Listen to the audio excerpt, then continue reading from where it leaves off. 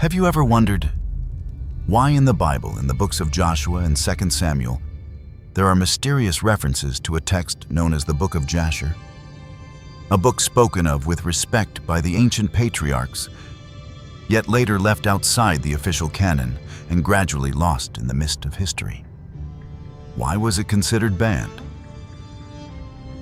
Could it be because it preserves truths too unsettling about the origins of humanity? Today, in response to a request from you at Aloe Light of the World, we are going to take a journey back through time, opening the hidden chapters of ancient manuscripts here on Sleep Codex. You will encounter an Enoch very different from the one most people know. Not only a man who walked with God, but a powerful king who ruled humanity in peace before vanishing in a blazing chariot of fire. You will be astonished by the striking beauty of Joseph in Egypt, a beauty so overwhelming that even the most noble women of the land were said to be so captivated that they unknowingly cut their own hands while gazing at him. And perhaps most disturbing of all is the revelation about the Watcher, the Nephilim. The Book of Jasher suggests that the corruption of the world did not stop with the heavenly beings taking dossiers of men. It describes a deeper chaos when humans themselves began crossing the boundaries of creation, mixing animals in unnatural ways to produce strange and monstrous creatures. A corruption so severe that God chose to cleanse the earth through the Great Flood. Even the Tower of Babel. Its purpose may not have been merely to reach the sky. According to ancient traditions, it represented an organized rebellion, an attempt by humanity to challenge heaven itself. So now, allow your mind to grow quiet. We are about to step through a doorway into a world of hidden traditions and forgotten stories. A world of ancient accounts that many readers have never encountered within the familiar pages of the Bible.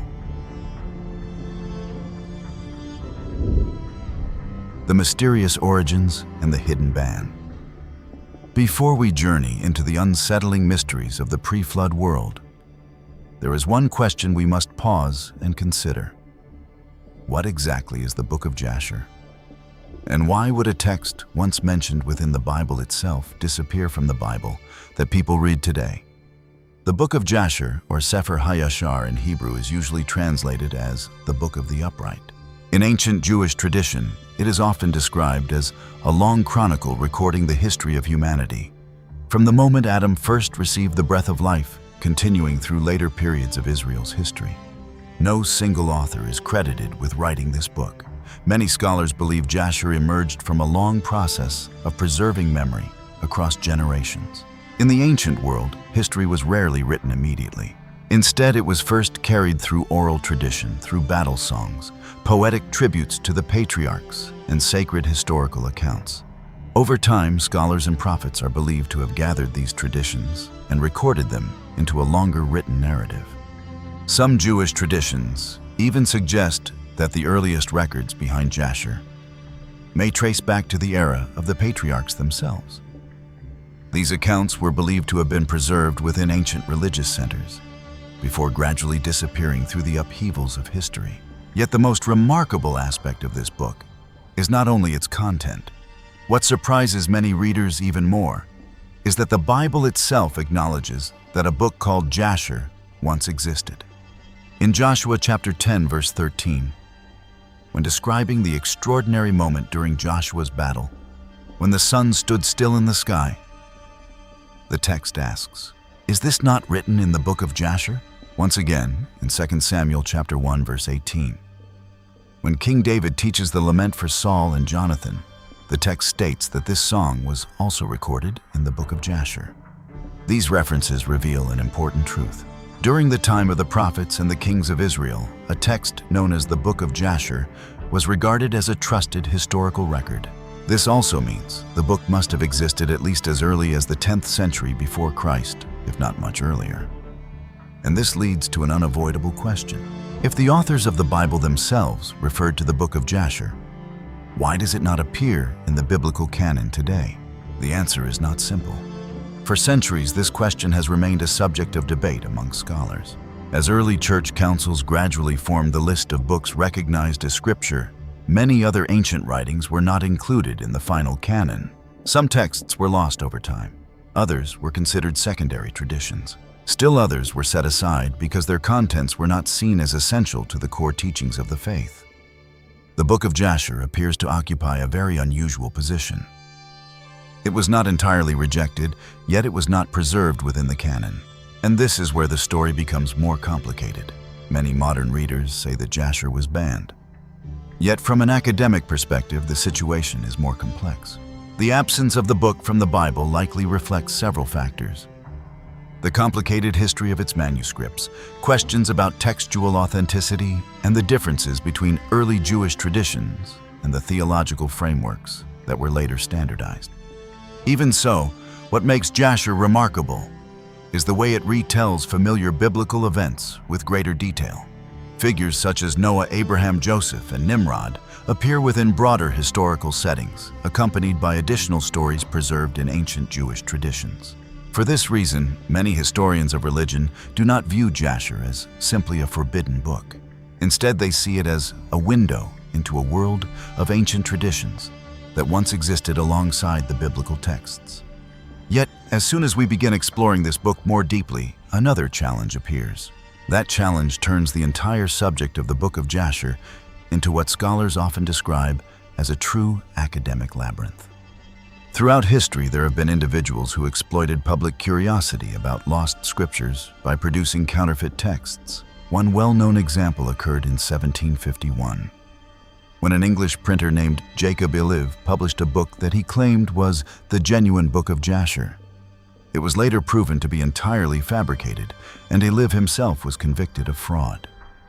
This event caused many readers to assume that every book called Jasher must be a forgery. But the reality is far more complex. The version of Jasher most often discussed by researchers today is not Iliv's text.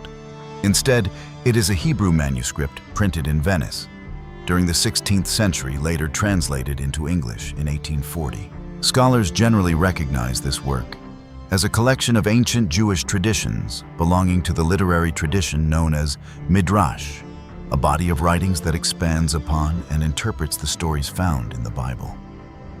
Researchers continue to debate whether this manuscript could be the same Book of Jasher, known in the days of Joshua and King David. Yet, many scholars also acknowledge that numerous stories within the text reflect very ancient Jewish traditions that may have circulated within Israelite communities for thousands of years. So when we speak about the Book of Jasher, we are not simply talking about a single book. We are speaking about a layer of ancient memory surrounding the history of the Bible. A collection of stories passed down across generations. A text once mentioned within the scriptures themselves, yet gradually fading into the shadows of history. And it is precisely at this intersection between history, tradition, and lost manuscripts that the true journey into the mystery of the Book of Jasher begins. And now we begin to open the first chapter of these sealed records. A chapter about a man who walked between two worlds, a man who saw what human eyes were never meant to see. Welcome to the hidden story of Enoch and the earliest generations who lived after Adam and Eve were driven out of the Garden of Eden. Chapter 1. And God said, "Let us make man in our image after our likeness. And God created man in his own image. And God formed man from the ground and breathed into his nostrils the breath of life. And man became a living soul, endowed with speech. And the Lord said, It is not good for man to be alone. I will make him a helpmeet. And the Lord caused a dansate, the deep sleep, to fall upon Adam, and he slept. He took one of his ribs, built flesh upon it, formed it, and brought it to Adam. And Adam awoke from his sleep, and behold, a woman stood before him. And he said, This is bone of my bones, and it shall be called woman, for this has been taken from man. And Adam called her name Eve, for she was the mother of all living. And God blessed them, and called their names Adam and Eve in the day that he created them. And the Lord God said, Be fruitful and multiply, and fill the earth. And the Lord God took Adam and his wife, and placed them in the Garden of Eden to dress it and to keep it. And he commanded them, saying, "From every tree of the garden you may eat, but from the tree of the knowledge of good and evil you shall not eat. For in the day that you eat thereof, you shall surely die." And when God had blessed and commanded them, he departed from them. And Adam and his wife dwelt in the garden according to the command which the Lord had given them. And the serpent which God had created with them upon the earth came to them to incite them to transgress the command of God. And the serpent enticed and persuaded the woman to eat from the tree of knowledge. And the woman listened to the voice of the serpent and transgressed the word of God. She took from the tree of the knowledge of good and evil and ate, and she also gave to her husband, and he ate. And Adam and his wife transgressed the command of God which he had given them, and God knew it. His anger was kindled against them, and he cursed them. And the Lord God drove them that day from the Garden of Eden to till the ground from which they were taken. They went and dwelt at the east of the Garden of Eden. And Adam knew his wife Eve, and she bore 2 sons and 3 daughters. And she called the name of the firstborn Cain, saying, "I have obtained a man from the Lord." And the name of the other she called Abel, for she said, "In vanity we came into the earth, and in vanity we shall be taken from it." And the boys grew up, and their father gave them a possession in the land. And Cain was a tiller of the ground, and Abel a keeper of sheep. And after the passing of some years, they brought an offering to the Lord. Cain brought from the fruit of the ground, and Abel brought from the firstlings of his flock, and from their fat. And the Lord turned toward Abel and his offering, and a fire came down from heaven and consumed it. But unto Cain and his offering the Lord did not turn, nor did he incline to it, for he had brought from the inferior fruit of the ground before the Lord. And Cain was jealous of his brother Abel because of this, and he sought an opportunity to slay him. After some time, Cain and Abel his brother went one day into the field to do their work. Cain was tilling and plowing his ground, and Abel was feeding his flock. And the flock passed over the part of the field which Cain had plowed, and Cain was greatly angered because of this. Cain approached his brother Abel in anger and said to him, "What is there between me and you that you come to dwell and feed your flock in my land?" And Abel answered Cain his brother and said, "What is there between me and you that you eat the flesh of my flock and clothe yourself with their wool? Now therefore remove the wool of my sheep with which you have clothed yourself, and repay me for the fruit and flesh which you have eaten. When you have done this, I will depart from your land, as you have said." And Cain said to his brother Abel, "Surely if I slay you this day, who will require your blood from me?" And Abel answered Cain, saying, "Surely God who made us upon the earth will avenge my cause. He will require my blood from you if you slay me, for the Lord is judge and arbiter, and he repays every man according to his deeds. If you slay me here, surely God knows your secret thoughts, and will judge you for the evil you have declared this day." When Cain heard the words which Abel his brother had spoken, the anger of Cain was greatly kindled against him. Cain hastened and rose up. He took the iron part of his plowing instrument and suddenly struck his brother and slew him. And Cain spilled the blood of Abel upon the earth, and the blood of Abel flowed upon the ground before the flock. After this, Cain repented that he had slain his brother.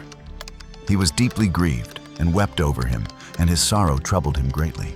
Cain rose up and dug a hole in the field, placed his brother's body in it, and covered it with dust. And the Lord knew what Cain had done to his brother. The Lord appeared to Cain and said to him, "Where is Abel your brother, who was with you?" Cain dissembled and said, "I do not know. Am I my brother's keeper?" And the Lord said to him, "What have you done?" "The voice of your brother's blood cries to me from the ground where you have slain him. For you have slain your brother and have hidden the matter before me, imagining in your heart that I did not see you and did not know your actions. You have slain your brother without cause, because he spoke rightly to you. Therefore cursed are you from the ground, which opened its mouth to receive your brother's blood from your hand. When you till the ground, it shall no longer yield its strength to you, as it did in the beginning. Thorns and thistles shall it produce, and you shall wander upon the earth until the day of your death." At that time, Cain went out from the presence of the Lord. He went wandering toward the land east of Eden, he and all who belonged to him. And in those days Cain knew his wife, and she conceived and bore a son, and he called his name Enoch, saying, At that time the Lord began to grant him rest and quiet upon the earth. At that time Cain also began to build a city. He built the city and called its name Enoch, after the name of his son, for in those days the Lord had given him rest upon the earth, and he no longer wandered as before. And Ararat was born to Enoch, and Ararat begat Mechuel, and Mechuel begat Methuselah. Chapter 2. And it was in the 130th year of the life of Adam upon the earth that he again knew Eve his wife. She conceived and bore a son in his likeness and in his image, and she called his name Seth, saying, Because God has appointed me another seed in place of Abel, for Cain has slain him. And Seth lived 105 years and begot a son. Seth called the name of his son Enosh, saying, Because in that time the sons of men began to multiply, and to afflict their souls and hearts by transgressing and rebelling against God. And it was in the days of Enosh that the sons of men continued to rebel and transgress against God, increasing the anger of the Lord against them. The sons of men went and served other gods, and they forgot the Lord who had created them upon the earth. In those days, the sons of men made images of brass and iron wood and stone, and they bowed down and served them. Every man made his own god and bowed down to it. The sons of men forsook the Lord throughout the days of Enosh and his children, and the anger of the Lord was kindled because of their works and the abominations they committed upon the earth. And the Lord caused the waters of the river Gihon to overwhelm them. He destroyed and consumed them, and destroyed a third part of the earth. Yet even after this, the sons of men did not turn from their evil ways, and their hands were still stretched out to do evil before the Lord. In those days there was neither sowing nor reaping upon the earth. There was no food for the sons of men, and a great famine prevailed. The seed that they sowed in the ground turned into thorns, thistles, and briars, for from the days of Adam this had been declared concerning the earth, because of the curse of God upon it for the sin Adam committed before the Lord. And as men continued to rebel and transgress against God, and to corrupt their ways, the earth itself also became corrupted. And Enosh lived 90 years and begot Canaan. Canaan grew, and when he was 40 years old, he became wise, possessing knowledge and skill in all wisdom. He reigned over all the sons of men, and led them to wisdom and knowledge. Canaan was a very wise man, with understanding in every kind of wisdom. And with his wisdom, he ruled over spirits and demons. Through his wisdom, Canaan knew that God would destroy the sons of men because of their sin upon the earth, and that the Lord would one day bring upon them the waters of the flood. In those days, Canaan wrote upon tablets of stone the things that would take place in the future, and he placed them among his treasures. Canaan reigned over the whole earth, and he turned some of the sons of men back to the service of God. When Canaan was 70 years old, he begot 3 sons and 2 daughters. These are the names of the children of Canaan. The name of the firstborn was Mahalalel, the second Enan, and the third Mered. And their sisters were Adah and Zillah. These were the 5 children born to Canaan. Lamech, the son of Methuselah, became related to Canaan by marriage, and took his 2 daughters as his wives. Adah conceived and bore a son to Lamech, and called his name Jabal. She conceived again, and bore another son, and called his name Jubal. Zillah, her sister, was barren in those days, and had no offspring. For in those days the sons of men began to trespass against God, and to transgress the commandment given to Adam, to be fruitful and multiply upon the earth. Some of the sons of men caused their wives to drink a potion that made them barren, so that they could preserve their beauty and prevent their appearance from fading. And when the sons of men caused their wives to drink this potion, Zillah also drank with them. The women who bore children appeared undesirable in the eyes of their husbands, like widows whose husbands were still alive, for the men attached themselves only to those who were barren. In the course of time, when Zillah had grown old, the Lord opened her womb. She conceived and bore a son, and called his name Tubal-Cain, saying, After I had withered away, I have obtained him from the Almighty God.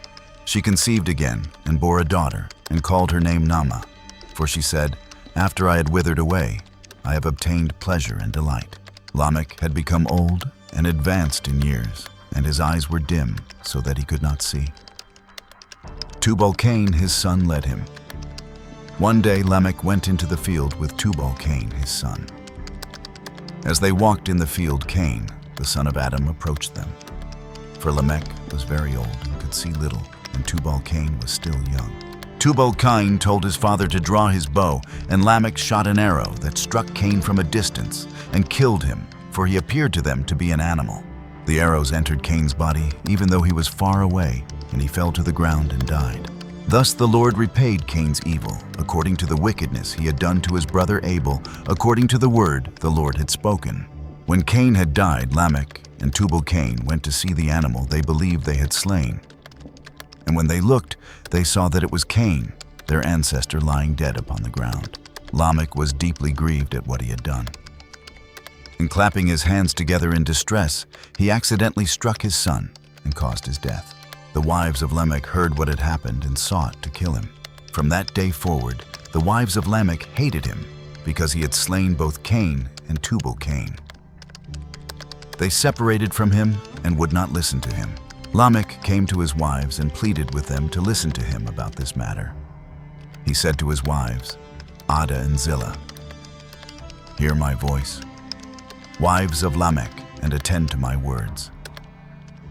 You have imagined that I slew a man with my wound and a child with my stripes, though they had done me no violence.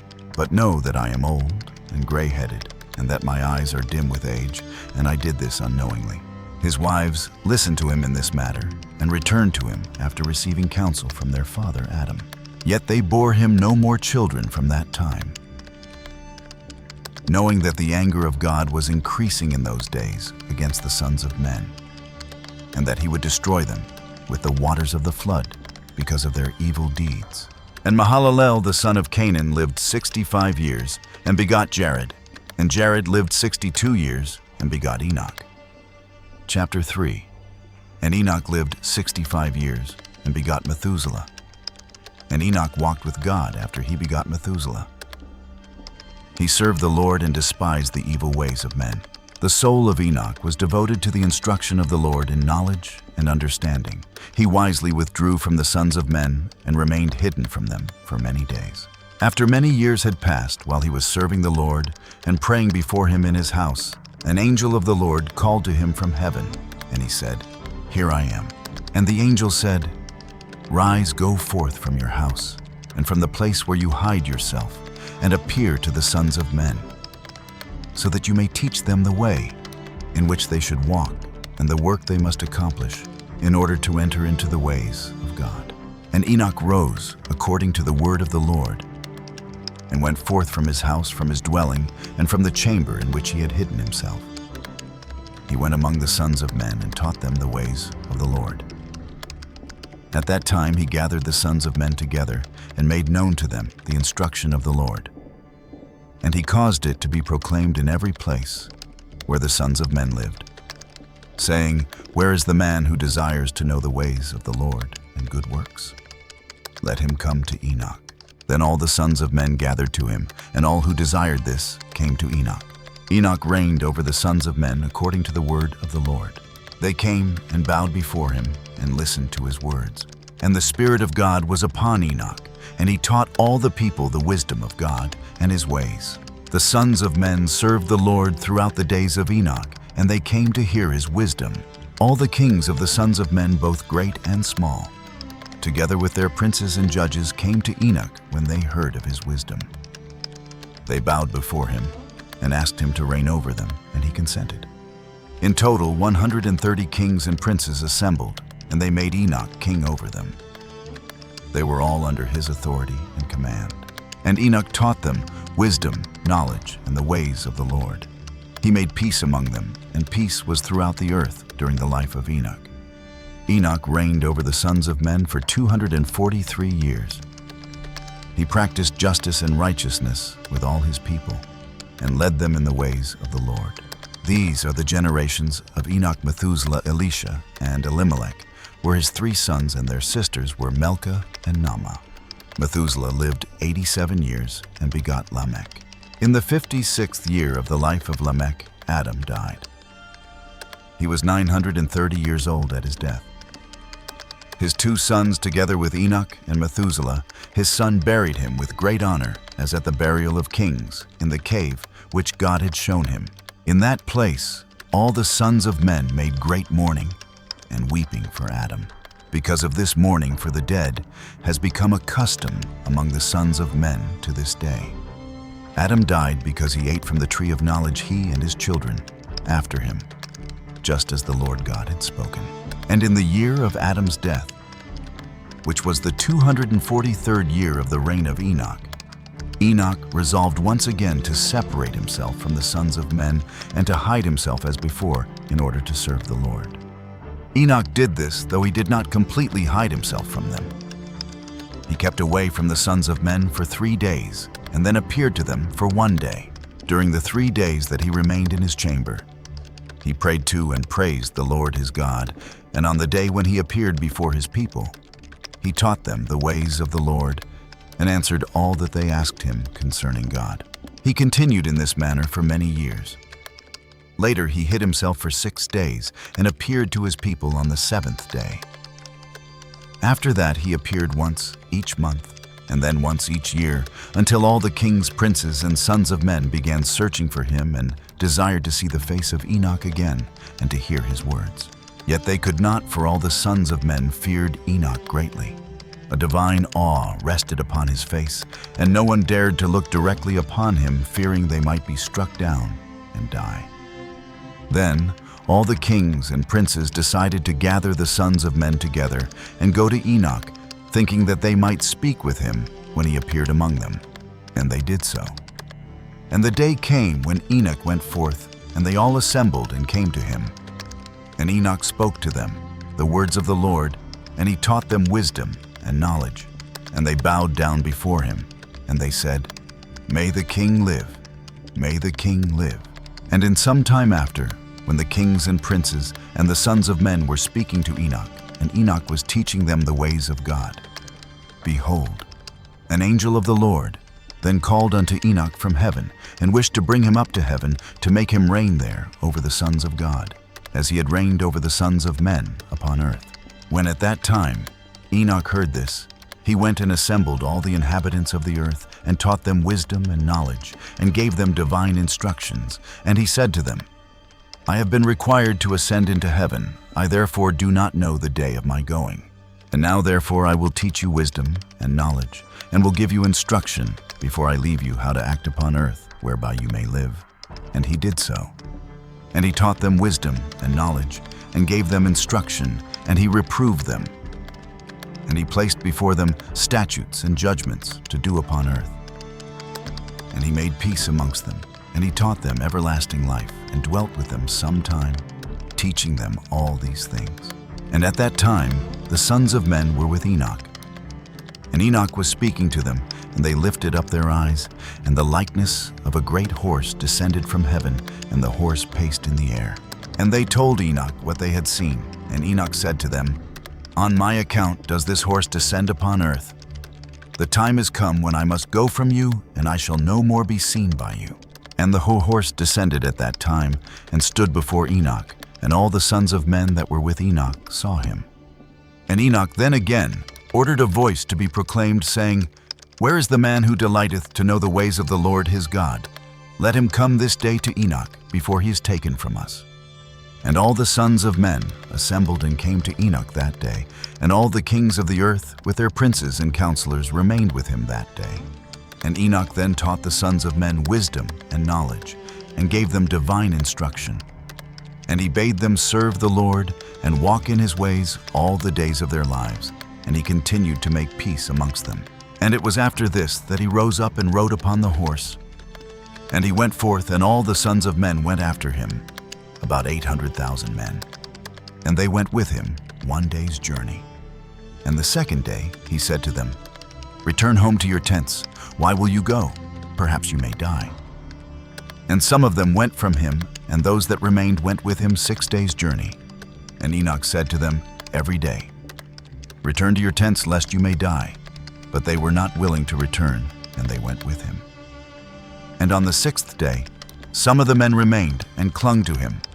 And they said to him, "We will go with thee to the place where thou goest. As the Lord liveth, death only shall separate us." And they urged so much to go with him that he ceased speaking to them. And they went after him and would not return. And when the kings returned, they caused a census to be taken in order to know the number of remaining men that went with Enoch. And it was upon the 7th day that Enoch ascended into heaven in a whirlwind with horses and chariots of fire. And on the 8th day, all the kings that had been with Enoch sent to bring back the number of men that were with Enoch in that place from which he ascended into heaven. And all those kings went to the place, and they found the earth there filled with snow. And upon the snow were large stones of snow. And one said to the other, "Come, let us break through the snow and see perhaps the men that remained with Enoch are dead, and are now under the stones of snow." And they searched, but could not find him, for he had ascended into heaven. The first 3 chapters of the book of Jasher are not merely a summary of history. They read more like a magnifying lens that focuses on the darkest corners of the world before the flood. If the book of Genesis gives us a distant panoramic view, Jasher brings us down to the ground itself, allowing us to hear the breath of Adam and the blood of Abel soaking into the earth. Everything begins in the Garden of Eden, where the breath of God had only just formed human life. Yet that beauty was soon overshadowed by betrayal.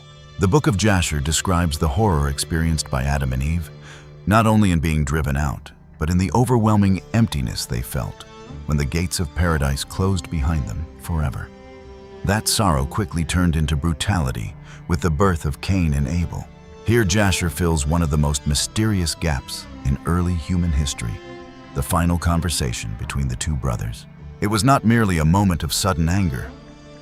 It was a tense debate about justice and about the presence of the Creator himself. When Cain finally raised his hand, it was not only the death of a man.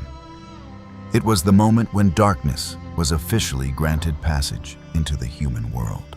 Cain fled carrying the mark of a murderer and eventually built the first city, a civilization constructed upon the foundation of sin. Time passed, and as the descendants of Seth began to multiply, the world entered an age filled with chaos and strange developments. The book of Jasher paints a chilling picture of humanity turning away from God and beginning to worship lifeless objects made of metal, wood, and stone. Violence increased. Famine spread across the land, and nature itself seemed to turn against those who had corrupted it. In the midst of this growing darkness, a mysterious figure appears, King Canaan. He was not only a ruler, but also a remarkable mystic, a man who was said to converse with spiritual beings and perceive the future. Within the quiet halls of ancient sanctuaries, Canaan saw a vision of a great flood that would one day sweep everything away.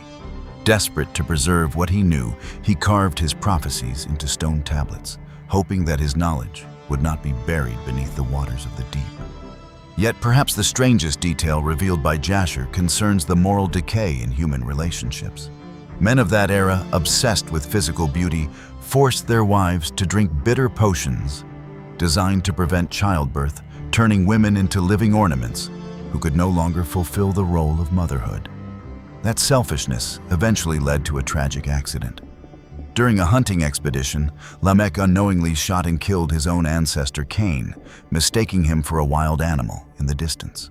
It was a bitter ending for the first murderer in human history, brought to death by his own bloodline through a tragic misunderstanding. It is worth noting that this story appears in ancient Jewish tradition, but does not appear in the book of Genesis. When the world seemed to have reached its lowest point, one final light appeared through a single name, Enoch. This is no longer the quiet figure who simply walked with God, as he is briefly described in Scripture. In the book of Jasher, Enoch emerges as a great king, a man who holds the keys of divine wisdom, one who guides humanity on an extraordinary spiritual journey before departing from the earth forever. The untold truth about Enoch, the King of Kings and the eternal chariot of fire. If we read only the book of Genesis, we encounter Enoch in just a few brief lines. Enoch walked with God. Then he was no more because God took him. But when we expand beyond Genesis and look into ancient Jewish traditions, such as the Book of Jasher, the Book of Enoch, and various Midrash writings, the story of Enoch becomes far more expansive. He is no longer portrayed as merely a righteous man. In many ancient traditions, Enoch appears as a figure standing between heaven and earth, a teacher of humanity before the age of destruction began. According to the tradition recorded in Jasher, Enoch spent many years living in seclusion, separating himself from a world that was becoming increasingly violent and chaotic. He sought solitude in order to learn and meditate upon the laws of God. In ancient Jewish writings, this period is described as a time of deep contemplation, when Enoch was said to be seeking the knowledge of heaven. Some traditions even suggest that he studied the movement of the celestial bodies, the cycles of time, and the hidden order of the universe. But that season of isolation did not last forever. According to Jasher, an angel from heaven called Enoch out of his place of hiding and gave him a mission to return to humanity and teach them the ways of God. When Enoch emerged from his solitude, the story entered an entirely new phase. Jasher describes the light and authority radiating from his face as so powerful that people felt an overwhelming reverence in his presence. In ancient Jewish literature, this phenomenon is often described as the awe of the divine presence, a sacred fear that prevents ordinary people from looking directly at someone believed to be in close communion with God. From that moment forward, a new order began to take shape. People trembled before his presence. And from that point on, Enoch was no longer simply a prophet. He was proclaimed the king of all humanity. According to Jasher, Enoch's reputation spread across the world. Those seeking wisdom came to him. Kings and rulers heard of his extraordinary knowledge. Eventually, they invited Enoch to become their leader. Under the reign of Enoch, something remarkable occurred, a period of extraordinary peace. Jasher describes how as many as 800 kings and princes from across the world came before Enoch, bowing at his feet and asking for his guidance. He taught them wisdom. He taught them how to reconnect with the sacred order of heaven. Most importantly, he restrained the violent nature of humanity for centuries. Yet according to several Jewish traditions, this period was only a brief golden age before humanity would eventually descend into complete corruption, leading to the coming of the Great Flood. And Enoch did not belong to this earth. When his mission was complete, Enoch announced to the people that he would soon depart. He began a long journey toward the east. At first, thousands followed him, weeping and begging him not to leave them. After each day of travel, Enoch urged them to return home to preserve their lives. Many obeyed his warning, but the most devoted among them refused to turn back. On the seventh day of the journey, an awe-inspiring and terrifying event took place. A blazing chariot of fire descended from the heavens amid a storm of radiant light. Enoch stepped onto the chariot and vanished into the clouds, leaving the people below in stunned silence. When we hear this story, many of us immediately think of the fiery chariot that carried the prophet Elijah into heaven, as described in Scripture.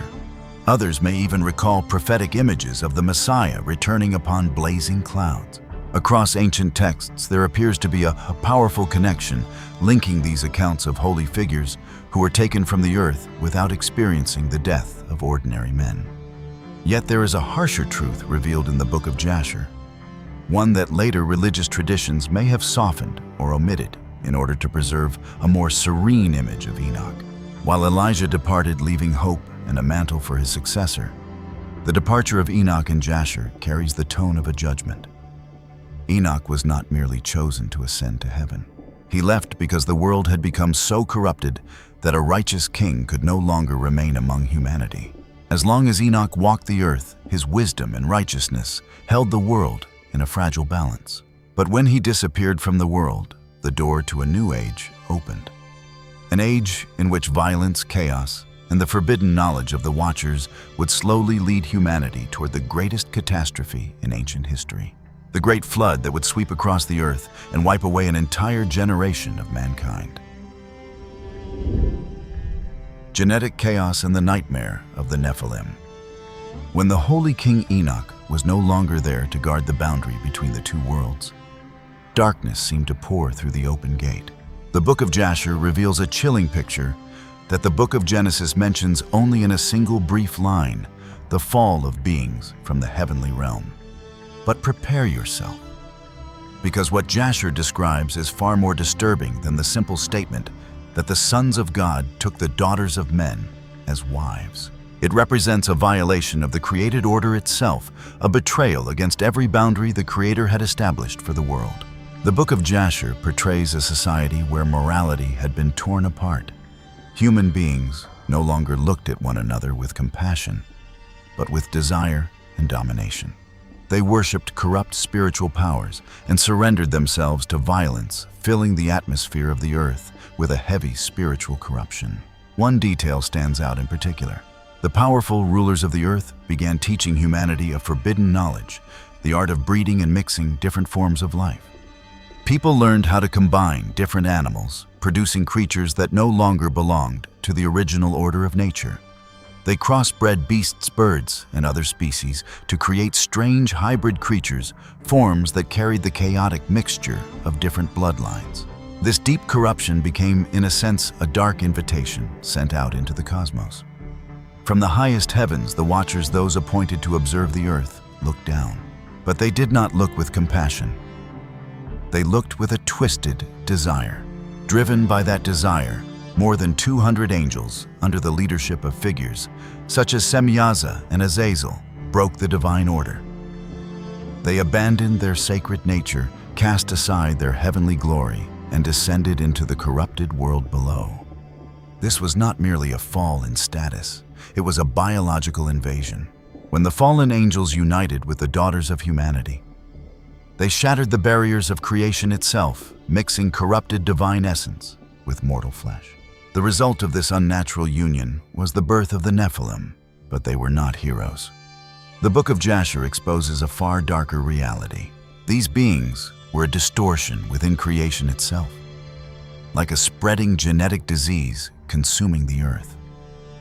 They possessed no spirit inclined toward goodness. Instead, they embodied rebellion, violence, and forbidden power. They rose across the earth as immense predators whose bodies exceeded the limits of ordinary biology, accompanied by ruthless cruelty and destruction. With the arrival of the Nephilim, the balance of the earth collapsed. They devoured everything in their path. When crops failed and livestock could no longer satisfy their enormous appetites, they began to look upon humanity itself as prey. Jasher describes scenes of terror that later historical traditions often avoided, repeating human beings screaming as they were hunted like animals, followed by a dreadful silence. More disturbing still, when even that was no longer enough, their corruption turned inward. The giants began tearing one another apart, consuming each other, and drinking the blood that carried the mingled essence of heaven and rebellion in order to survive. At that point, the earth was no longer a home. It had become a vast slaughterhouse where decaying flesh and the breath of evil filled the world. Yet the story goes even further. According to the Book of Enoch, the Watchers did not only pass down their bloodline, they also taught humanity knowledge that heaven had never intended for humans to possess. Azazel taught people how to forge weapons armor and the instruments of war. Other fallen angels taught astrology, sorcery, metallurgy, enchantments, and the hidden forces of nature. When we compare these teachings with the descriptions found in Jasher, a striking parallel appears. The text tells us that humanity began altering animals and breaking the natural order of living creatures.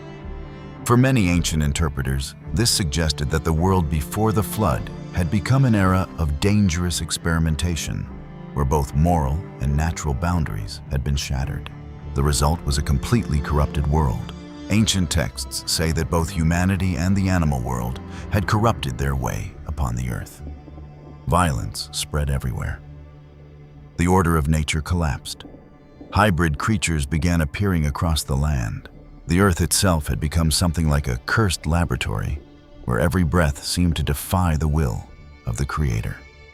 And that is why, in the chapters that follow in this ancient narrative, a sentence of judgment by water was declared, not as a simple punishment, but as a complete cleansing of a world whose very biological order had been devastated by the rebellion of the Watchers.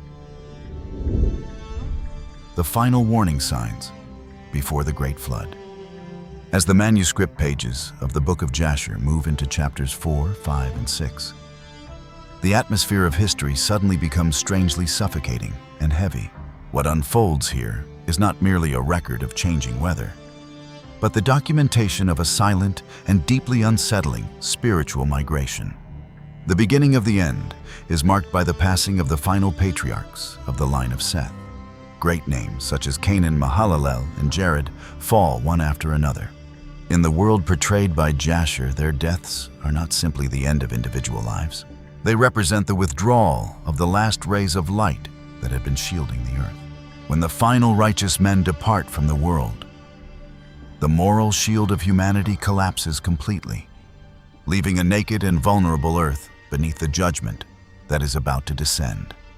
In the midst of that uncertain void, God grants humanity one final opportunity, a warning period of 120 years. Imagine this scene. For more than a century, Noah and Methuselah travel through the corners of the ancient world, dedicating their entire lives to pleading with humanity to abandon its brutality and return to its divine origin. Yet those 120 years receive only mockery in return. Humanity of that age has sunk too deeply into the mystical powers taught by the Watchers.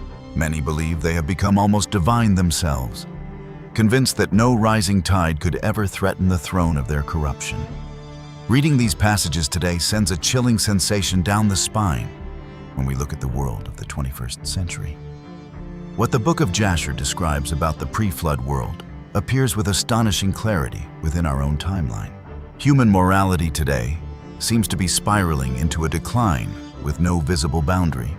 Compassion fades away, replaced by extreme self-interest and hollow values. Jasher speaks of the corruption of all flesh when humanity began mixing species together. In our time, we call this CRISPR gene editing technology and artificial intelligence. We are witnessing experiments in which human cells are implanted into the brains of animals, and hybrid embryos, chimeras, are created inside laboratories. Human ethics now stands at a dangerous boundary as we attempt to replace the role of the creator. Indifference, rising violence, and the erosion of foundational family values reflect the same spiritual decay that Noah once desperately tried to warn humanity about. Just as Noah's warnings were drowned out by the noise of a decadent civilization today, the warnings of global conflict and self-destruction echo across the world. From the relentless escalation surrounding nuclear reactors in Ukraine to the prolonged bloodshed in Gaza and across the Middle East, the planet increasingly resembles a massive powder keg waiting for a single spark. We are living in a day and age where powerful nations compete for dominance across the earth, while beneath their feet, the very foundations of life itself are quietly collapsing. Warnings from scientists about a potential sixth mass extinction are almost completely drowned out by the noise of financial markets and the endless distractions of social media trends. And it does not end there. Look at the natural world itself. Strange phenomena, unprecedented disasters, and the growing unrest of the earth and oceans are occurring with alarming frequency. The devastating earthquakes in Turkey and Syria in 2023, followed by repeated seismic shocks in Japan at the beginning of 2024, appear not merely as geological events, but almost like deep growls from the restless crust of the earth. Then there are the historic wildfires in Canada and Greece, producing vast clouds of smoke that blocked sunlight across entire regions and turned daylight into a gray-orange twilight. A haunting image that echoes the darkening of the sun, described in Jasher. Even more recently, powerful storms have struck Vietnam and the Philippines, while historic flooding has overwhelmed Dubai, a region once known as a dry desert. Rivers seem to fall from the sky, releasing a year's worth of rainfall within only a few hours. Could these be the early signals of a judgment carried out through nature itself, signals we continue to ignore? The Book of Jasher records that before the rain began to fall, the sun grew dark and the earth trembled. And are we not witnessing eerily similar signs even now? Perhaps we are living within the final warning years of another great historical cycle. The question is whether humanity will listen, or whether we will become like the 700,000 people who once stood before the door of the ark, crying out in desperation after it had already been shut from the outside. But do not rely solely on my interpretation. Let the very words in the following 3 chapters of the Book of Jasher reveal the unsettling truth one rarely encountered in the canonical scriptures. A narrative of death of repentance that comes too late, and of the terrifying fury of creation itself. Chapter 4. And all the days that Enoch lived upon the earth were 365 years. When Enoch ascended into heaven, all the kings of the earth rose and took Methuselah his son and anointed him. They caused him to reign over them in the place of his father. Methuselah acted uprightly in the sight of God, just as his father Enoch had taught him. Throughout all his life he taught the sons of men wisdom, knowledge, and the fear of God, and he did not turn from the good way either to the right or to the left. But in the latter days of Methuselah, the sons of men turned away from the Lord. They corrupted the earth, robbed and plundered one another, rebelled against God, and transgressed. They corrupted their ways and would not listen to the voice of Methuselah, but rebelled against him. The Lord was greatly angered by them, and in those days the Lord continued to destroy the seed of the earth, so that there was neither sowing nor reaping. For when they sowed the ground in order to obtain food for their sustenance, thorns and thistles sprang up, which they had not sown. Still the sons of men did not turn from their evil ways. Their hands were still stretched out to do evil before God. They provoked the Lord by their wicked ways, and the Lord was greatly angered and regretted that he had made man. He resolved to destroy and wipe them out, and he began to do so. In those days when Lamech the son of Methuselah was 160 years old, Seth the son of Adam died. All the days that Seth lived were 912 years, and he died. Lamech was 180 years old when he took Ashmuah, the daughter of Elisha, the son of Enoch, his uncle, as his wife, and she conceived. At that time, the sons of men sowed the ground, and a little food was produced. Yet they did not turn from their evil ways, but continued to trespass and rebel against God. And the wife of Lamech conceived and bore him a son at the turning of the year.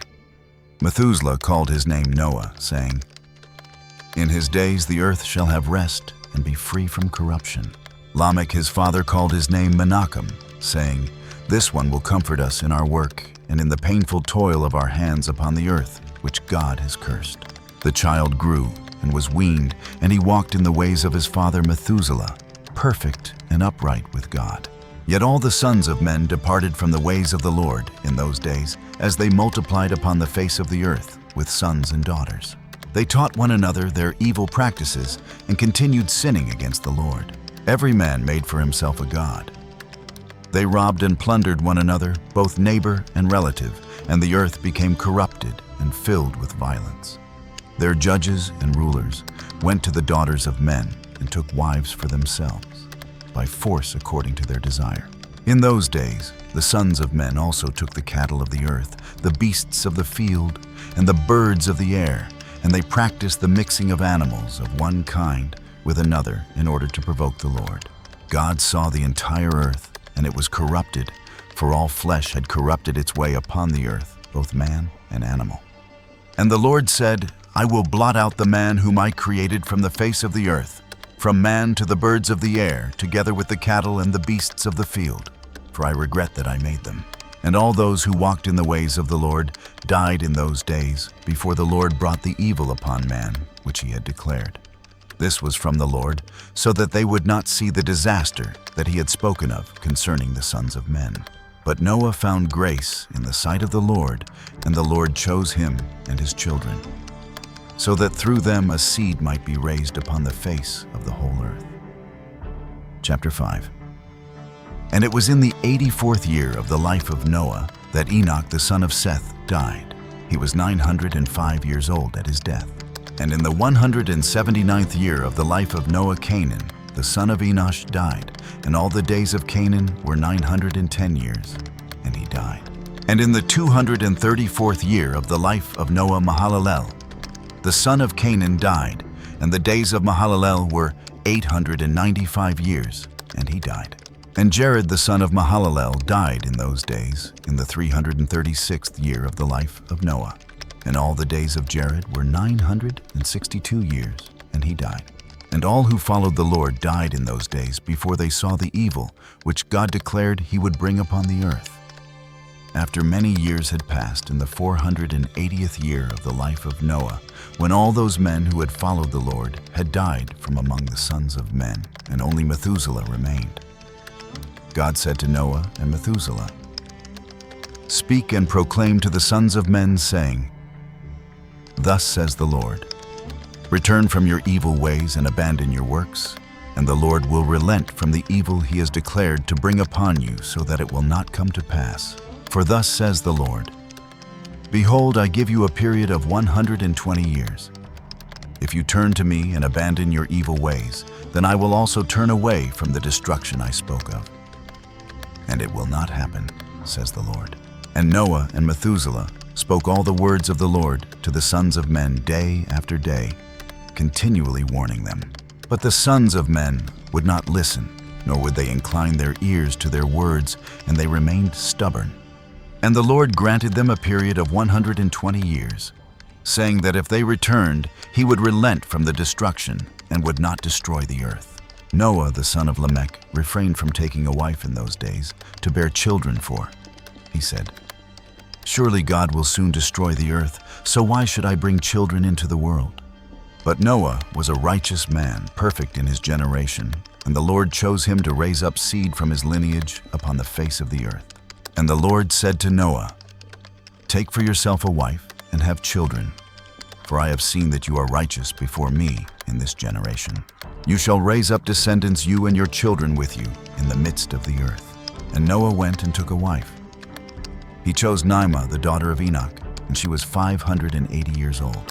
And Noah was 498 years old when he took Naamah as his wife.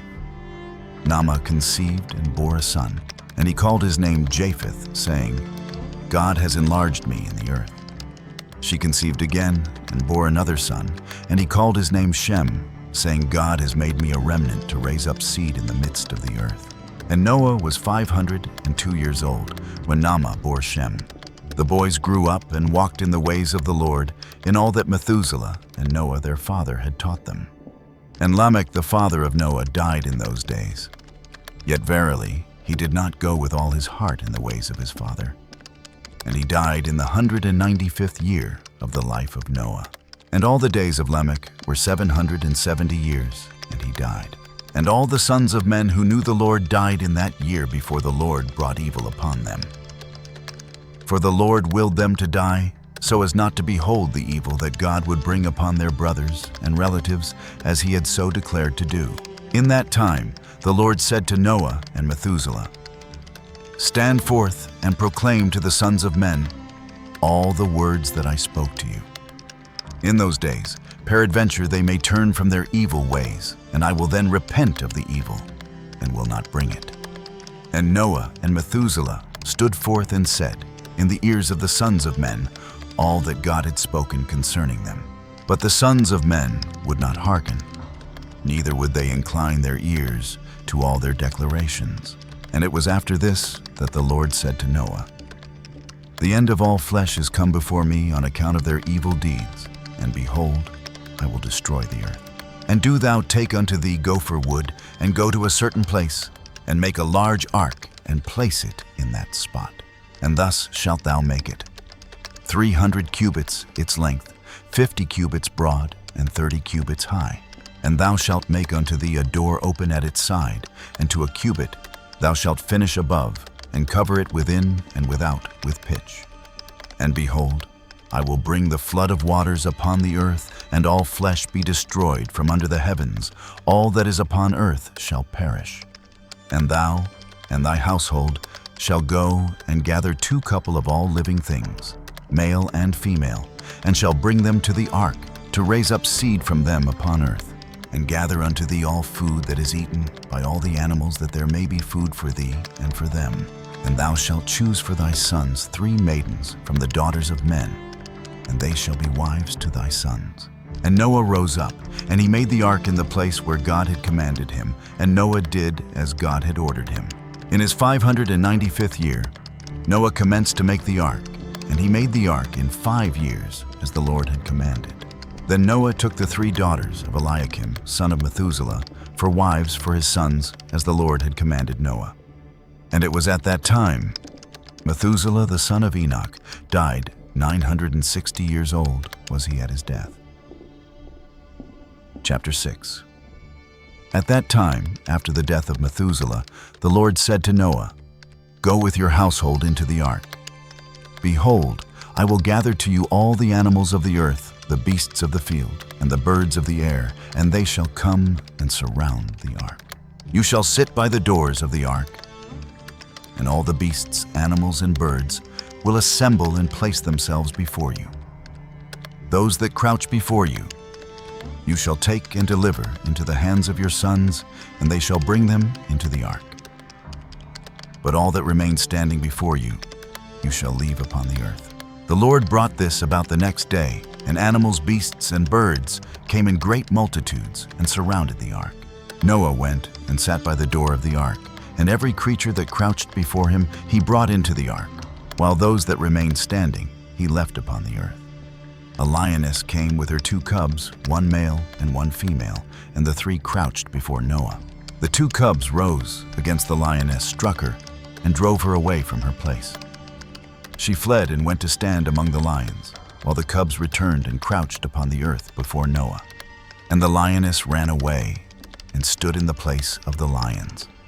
Noah saw this and was greatly astonished. He rose, took the 2 cubs, and brought them into the ark. Noah brought into the ark from all living creatures that were upon the earth, so that none remained outside except those he left behind.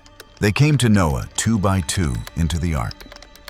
But from the clean animals and the clean birds he brought 7 pairs, as God had commanded him. All the animals, beasts, and birds still surrounded the ark, and the rain did not begin until 7 days later. On that day the Lord caused the whole earth to shake. The sun grew dark, the foundations of the world trembled, and the earth was violently moved. Lightning flashed, thunder roared, and all the fountains of the deep burst open in a way never known before by the inhabitants of the earth. God did this mighty act to terrify the sons of men, so that evil might cease upon the earth. Yet the sons of men did not turn from their evil ways. Instead, they continued to provoke the anger of the Lord and did not set their hearts to understand these signs. At the end of 7 days, in the 600th year of the life of Noah, the waters of the flood came upon the earth. All the fountains of the deep burst open, and the windows of heaven were opened, and rain fell upon the earth 40 days and 40 nights. Noah and his household, together with all the living creatures with him, entered the ark because of the waters of the flood, and the Lord shut him in. All the sons of men who remained upon the earth were worn out by the violence of the rain, for the waters were coming down upon the earth with great force, while the animals and beasts still surrounded the ark. About 700,000 men and women gathered together and came to Noah at the ark. They called out to Noah, saying, "Open for us so that we may come into the ark with you. Why should we die?" Noah answered them with a loud voice from the ark, "Have you not all rebelled against the Lord and said that he does not exist? Therefore the Lord has brought this disaster upon you to destroy you and remove you from the face of the earth. Is this not what I warned you about 120 years ago? Yet you would not listen to the voice of the Lord. And now you wish to remain alive upon the earth." They said to Noah, "We are ready to return to the Lord. Only open for us so that we may live and not die." Noah answered them, "Now that you see the distress of your souls, you wish to return to the Lord. Why did you not return during the 120 years that the Lord granted you? Now you come because of your suffering. But the Lord will not listen to you this day, nor will he hear your request, and you will not succeed in what you desire."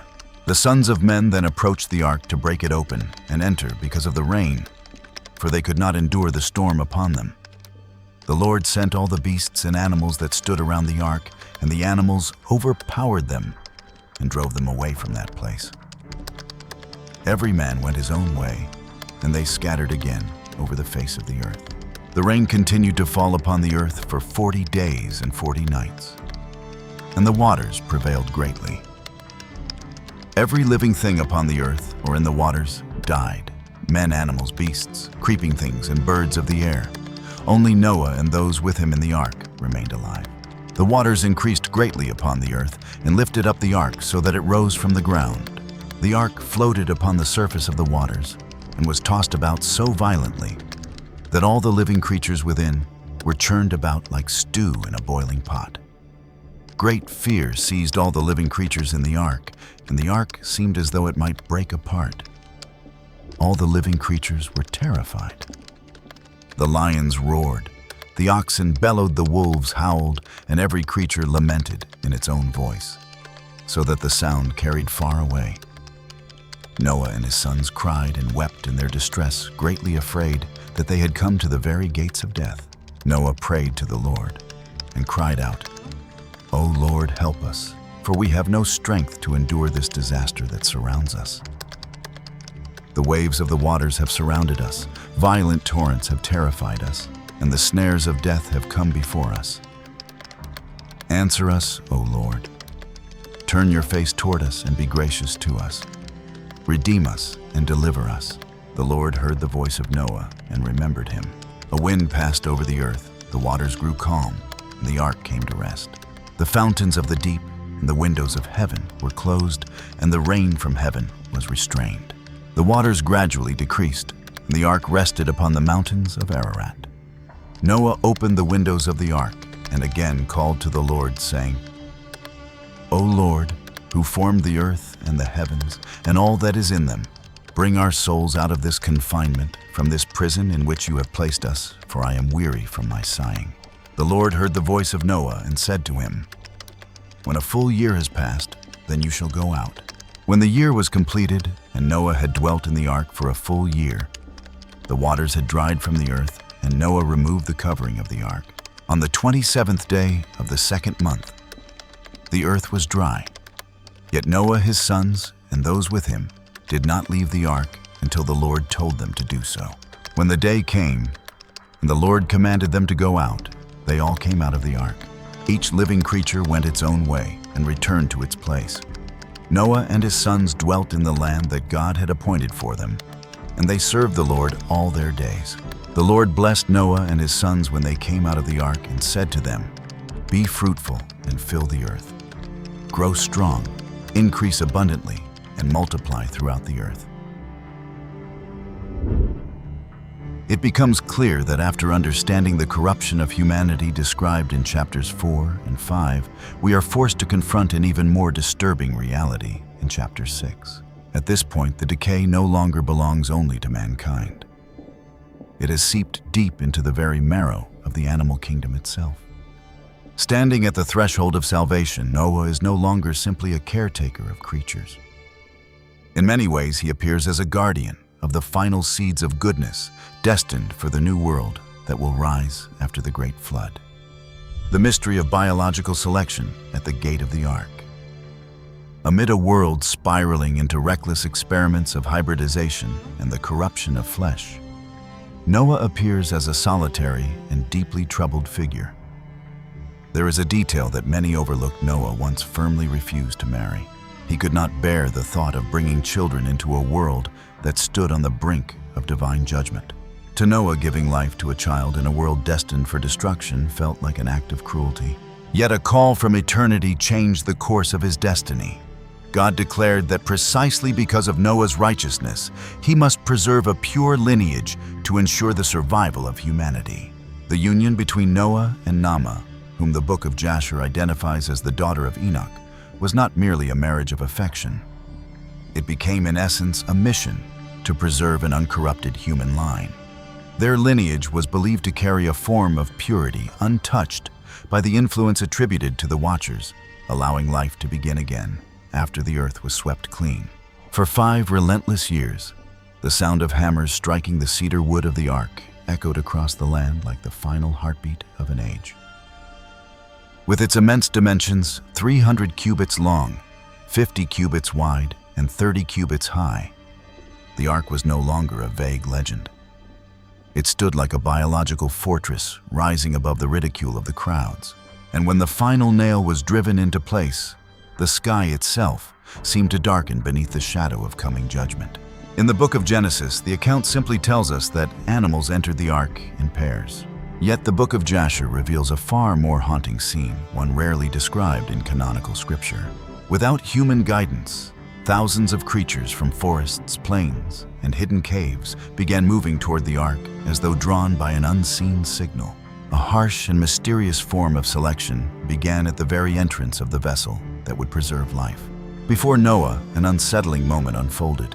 Creatures approached and lowered themselves before him. Only those that bowed, those whose nature still reflected the original order of creation, were taken into the shelter of the ark's wooden walls. Those that remained standing, displaying aggression or strange distortions, believed to come from corrupted breeding, were left outside. In that moment, Noah was no longer simply a shipbuilder. He had become the final guardian of life's continuity. Imagine Noah sitting quietly at the doorway of the enormous ark, watching an endless stream of creatures emerging from forests, valleys, and plains. Yet not all of them are permitted to enter.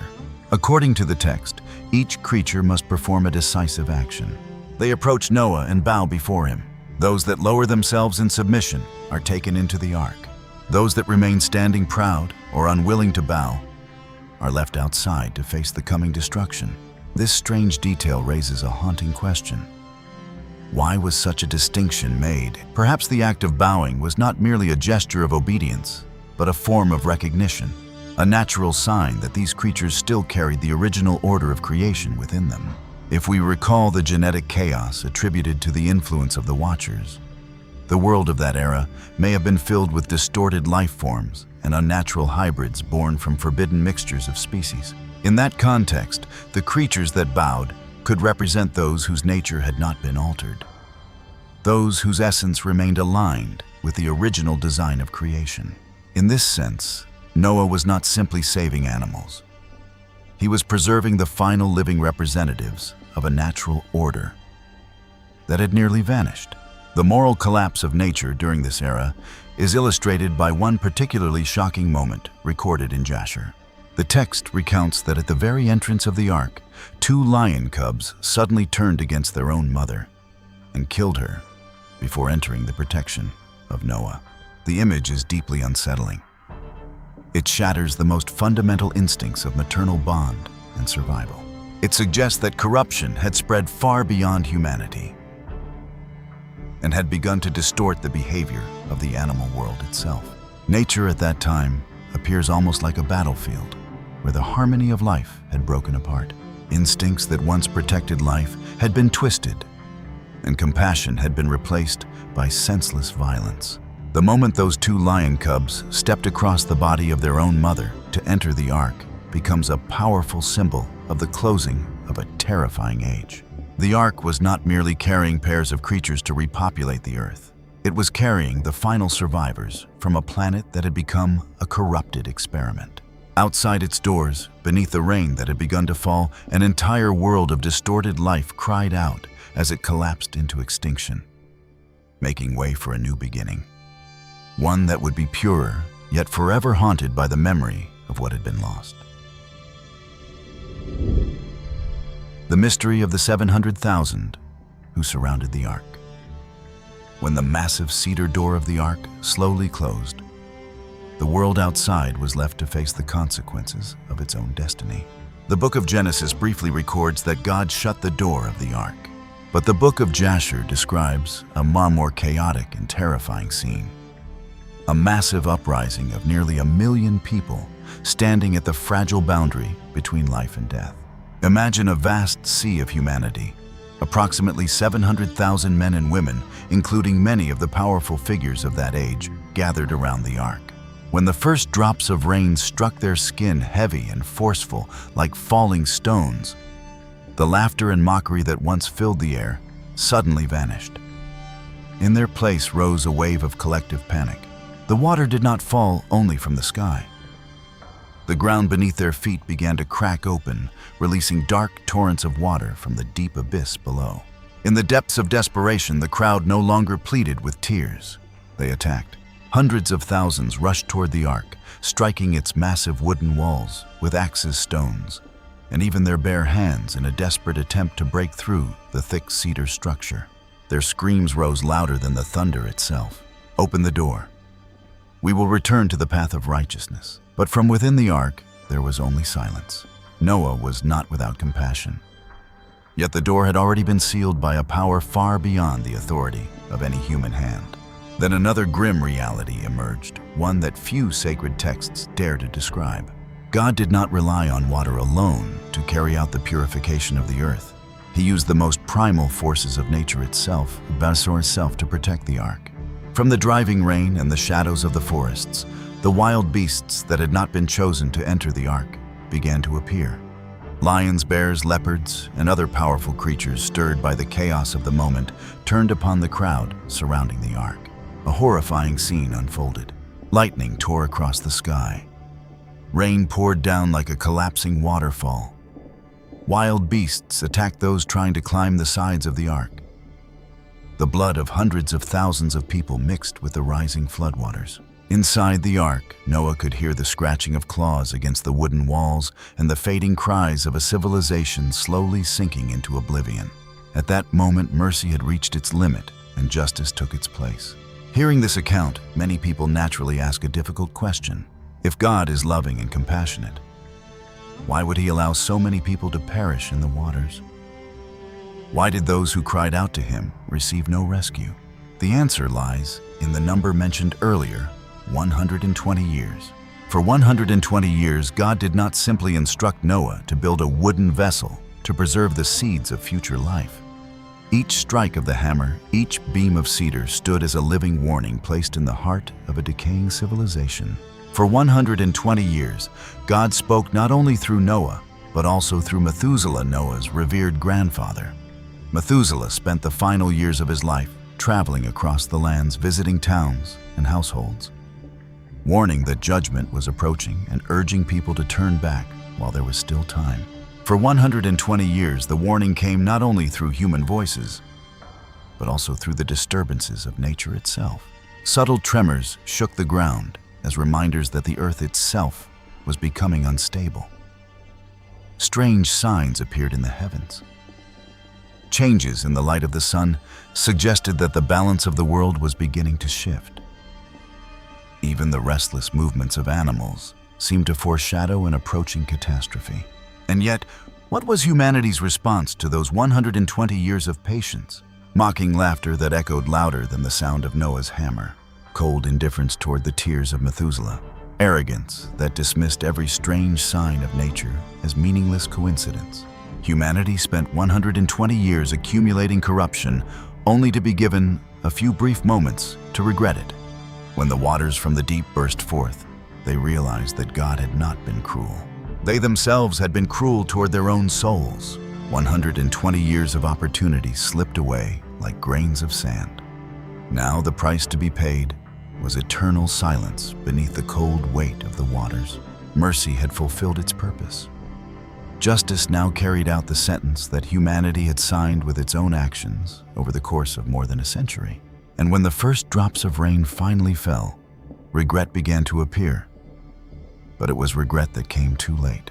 When the 700,000 surrounded the ark, their cries were not the awakening of moral conscience, but the terror of survival instinct.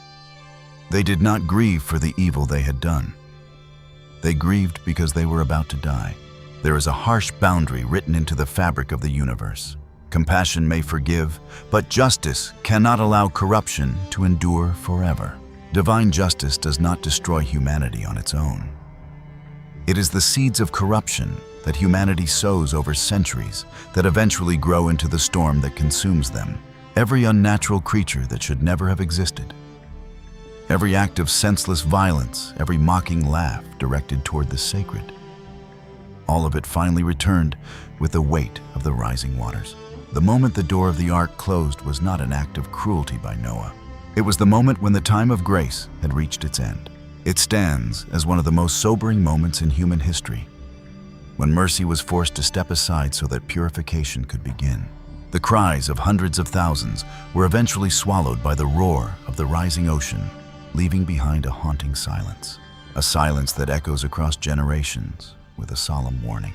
Never mistake the patience of heaven for permission, because the cost of moral collapse is a debt that no amount of late regret can ever repay.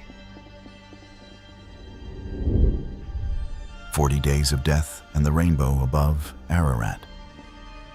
When the Great Flood truly began, the ancient texts describe it as far more than a simple storm. In the book of Genesis, the book of Jasher, and the book of Enoch, the catastrophe is portrayed as a complete collapse of the natural order. Heaven and earth seemed to open at the same moment. The windows of heaven poured water down from above, while the fountains of the great deep burst open from beneath the earth. Water did not simply fall from the sky. It surged upward from the depths of the planet itself. It was as if countless arrows of judgment were falling from the heavens, piercing through the final hopes of the old world. For 40 days and 40 nights, the sky and the oceans appeared to merge into one. The mountains that had stood for centuries as symbols of permanence were reduced to fragile peaks, briefly rising above the surface before being swallowed by the vast waters. Every breath upon the earth slowly faded. The cries of a once proud civilization quickly dissolved into a cold and terrible silence beneath the crushing weight of the rising waters. Yet inside the ark, the story carried a completely different tension. The vessel was far from the peaceful refuge that many familiar illustrations suggest. In the book of Jasher, the ark is described as a massive wooden structure being violently tossed between towering waves. Walls of water hurled the vessel from one side to another without mercy. Thunder tore across the heavens. Lightning illuminated the black surface of the sea. Fierce winds howled as though all of nature itself had risen in anger. Inside the ark, chaos echoed the turmoil outside. Animals roared in terror. Birds beat their wings wildly in the darkness. Noah's family felt with painful clarity that their lives were separated from death by nothing more than thin wooden planks. The ark shook so violently that there were moments when they believed it might break apart. In the most desperate moment of all, Noah fell to his knees and prayed. His plea was not only for the survival of his own family, but for the last fragile spark of life from the old world that had taken refuge within the ark. According to ancient Jewish tradition, it was at that moment that God remembered Noah. A great wind began to pass over the waters. The raging currents slowly began to calm, and the chaos of the oceans gradually gave way to a deep and unsettling stillness. The ark continued to drift for many months. The waters did not recede immediately. Ancient accounts describe how it took a long time before the level of the floodwaters began to fall. Then one day, after drifting endlessly across a world of water, the ark suddenly lurched with a heavy resonant sound. It had touched land. The ark came to rest upon the mountains of Ararat, a high mountain region located in what is now eastern Turkey. In biblical tradition, Ararat became the symbolic place where the new world first emerged after the global catastrophe. Yet Noah and his family still had to wait. According to the book of Genesis, they remained inside the ark for a full year before the earth was completely dry. During that time, Noah released a raven and later a dove to test whether the waters had receded.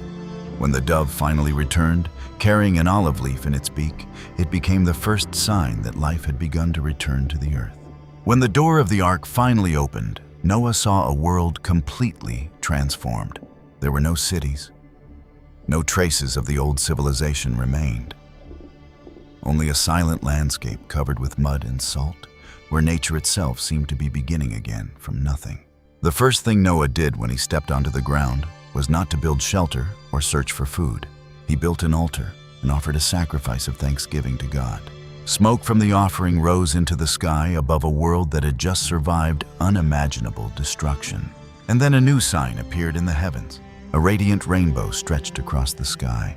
According to the scriptures, the rainbow became the symbol of a sacred covenant. God declared that he would never again destroy the entire world with a flood. The rainbow therefore became a reminder that even after the greatest judgment, mercy still remains. God blessed Noah and his sons with a simple command that would shape the future of humanity: be fruitful and fill the earth. A new order had begun from the ruins of the old world. Yet the story did not truly end there.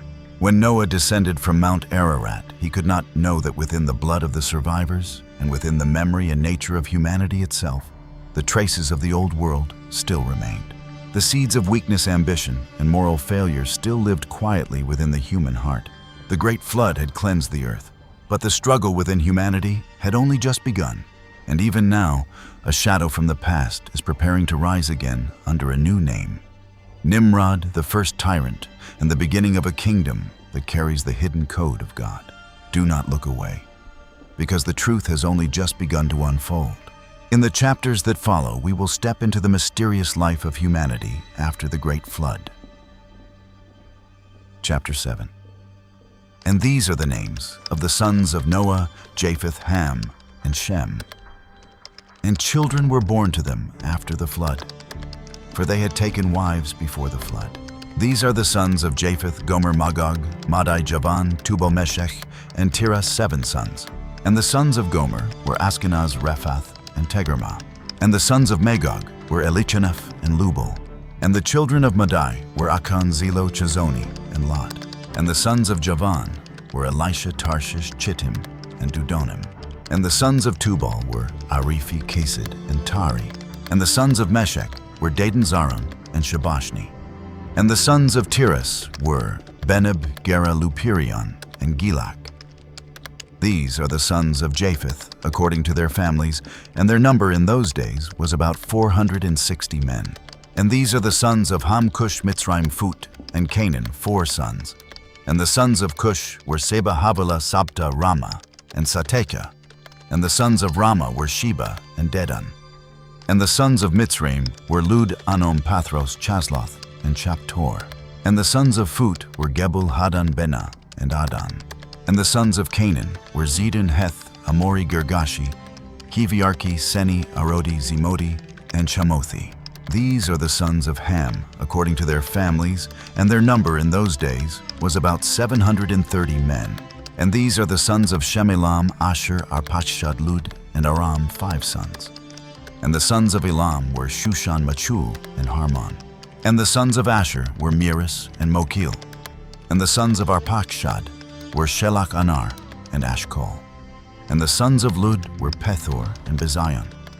And the sons of Aram were Uz, Chul, Gather, and Mash. These are the sons of Shem, according to their families, and their number in those days was about 300 men. These are the generations of Shem. Shem begot Arpachshad, and Arpachshad begot Shelach, and Shelach begot Eber. And to Eber were born 2 children. The name of one was Peleg, for in his days the sons of men were divided, and later the earth itself was divided.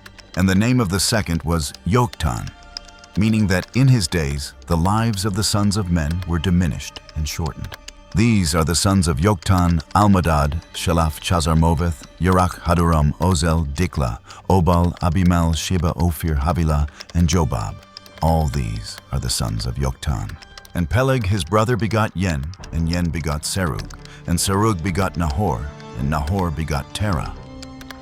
And Terah was 38 years old when he begot Haran and Nahor. And Cush, the son of Ham, the son of Noah, took a wife in those days, in his old age, and she bore a son, and they called his name Nimrod, saying, At that time the sons of men again began to rebel and transgress against God. The child grew up, and his father loved him exceedingly, for he was the son of his old age. And the garments of skin which God made for Adam and his wife, when they went out of the garden, were given to Cush. For after the death of Adam and his wife, the garments were given to Enoch, the son of Jared. And when Enoch was taken up to God, he gave them to Methuselah, his son. And at the death of Methuselah, Noah took them and brought them to the ark, and they remained with him until he came out of the ark. And when they went out of the ark, Ham stole those garments from Noah his father, and he took them and hid them from his brothers. And when Ham begot his firstborn Cush, he secretly gave him those garments, and they remained with Cush for many days. And Cush also concealed them from his sons and brothers. When Cush begot Nimrod, he gave those garments to him out of his love for him, and Nimrod grew up. When he was 20 years old, he put on those garments. And Nimrod became strong when he put on the garments, and God gave him might and strength. He became a mighty hunter in the earth, a mighty hunter in the field. He hunted animals, built altars, and offered the animals upon them before the Lord. And Nimrod strengthened himself and rose up from among his brethren, and he fought the battles of his brethren against all their enemies round about. And the Lord delivered the enemies of his brethren into his hands, and God prospered him from time to time in his battles, and he began to reign upon the earth. Therefore it became a saying in those days that when a man led forth those whom he had trained for battle, he would say to them, as God did to Nimrod, who was a mighty hunter in the earth, and who succeeded in battles on behalf of his brethren, delivering them from the hands of their enemies, so may God strengthen us and deliver us this day. And when Nimrod was 40 years old, there arose a war between his brethren and the children of Japheth, and they fell under the power of their enemies. And Nimrod went forth at that time, and gathered all the sons of Cush and their families, about 460 men. He also hired about 80 men from among his friends and acquaintances, giving them payment, and he went with them to battle. While on the road, Nimrod strengthened the hearts of the people who went with him. And he said to them, "Do not fear, and do not be alarmed, for all our enemies will be delivered into our hands, and you may do with them as you please." And the men who went with him numbered about 500. They fought against their enemies, destroyed them, and subdued them, and Nimrod appointed officers over them in their respective places. He took some of their children as hostages, and they all became servants to Nimrod and to his brethren. Then Nimrod and all the people who were with him returned home. When Nimrod returned joyfully from battle after conquering his enemies, all his brethren, together with those who had known him before, gathered to make him king over them, and they placed the royal crown upon his head. He appointed princes, judges, and rulers over his people, and subjects according to the custom of kings. And he appointed Terah, the son of Nahor, as the prince of his host, honoring him and elevating him above all his princes. And while Nimrod reigned according to his own desire, after conquering all his enemies around him, he consulted with his counselors to build a city for his royal residence. And they did so. They found a large valley toward the east, and built him a vast and magnificent city. Nimrod called the name of the city Shinar, for the Lord had violently shaken his enemies and destroyed them. And Nimrod dwelt in Shinar and reigned securely. He fought against his enemies and subdued them, prospering in all his battles. And his kingdom grew exceedingly great. All nations and languages heard of his fame. They gathered themselves to him, bowed down before him, and brought offerings. He became their Lord and King, and they dwelt with him in the city of Shinar. Nimrod reigned over all the sons of Noah, and they were all under his power and counsel. And the whole earth was of one language and of united speech. But Nimrod did not walk in the ways of the Lord.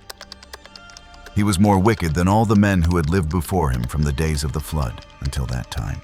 He made gods of wood and stone and bowed down to them. He rebelled against the Lord and taught all his subjects and the people of the earth his wicked ways.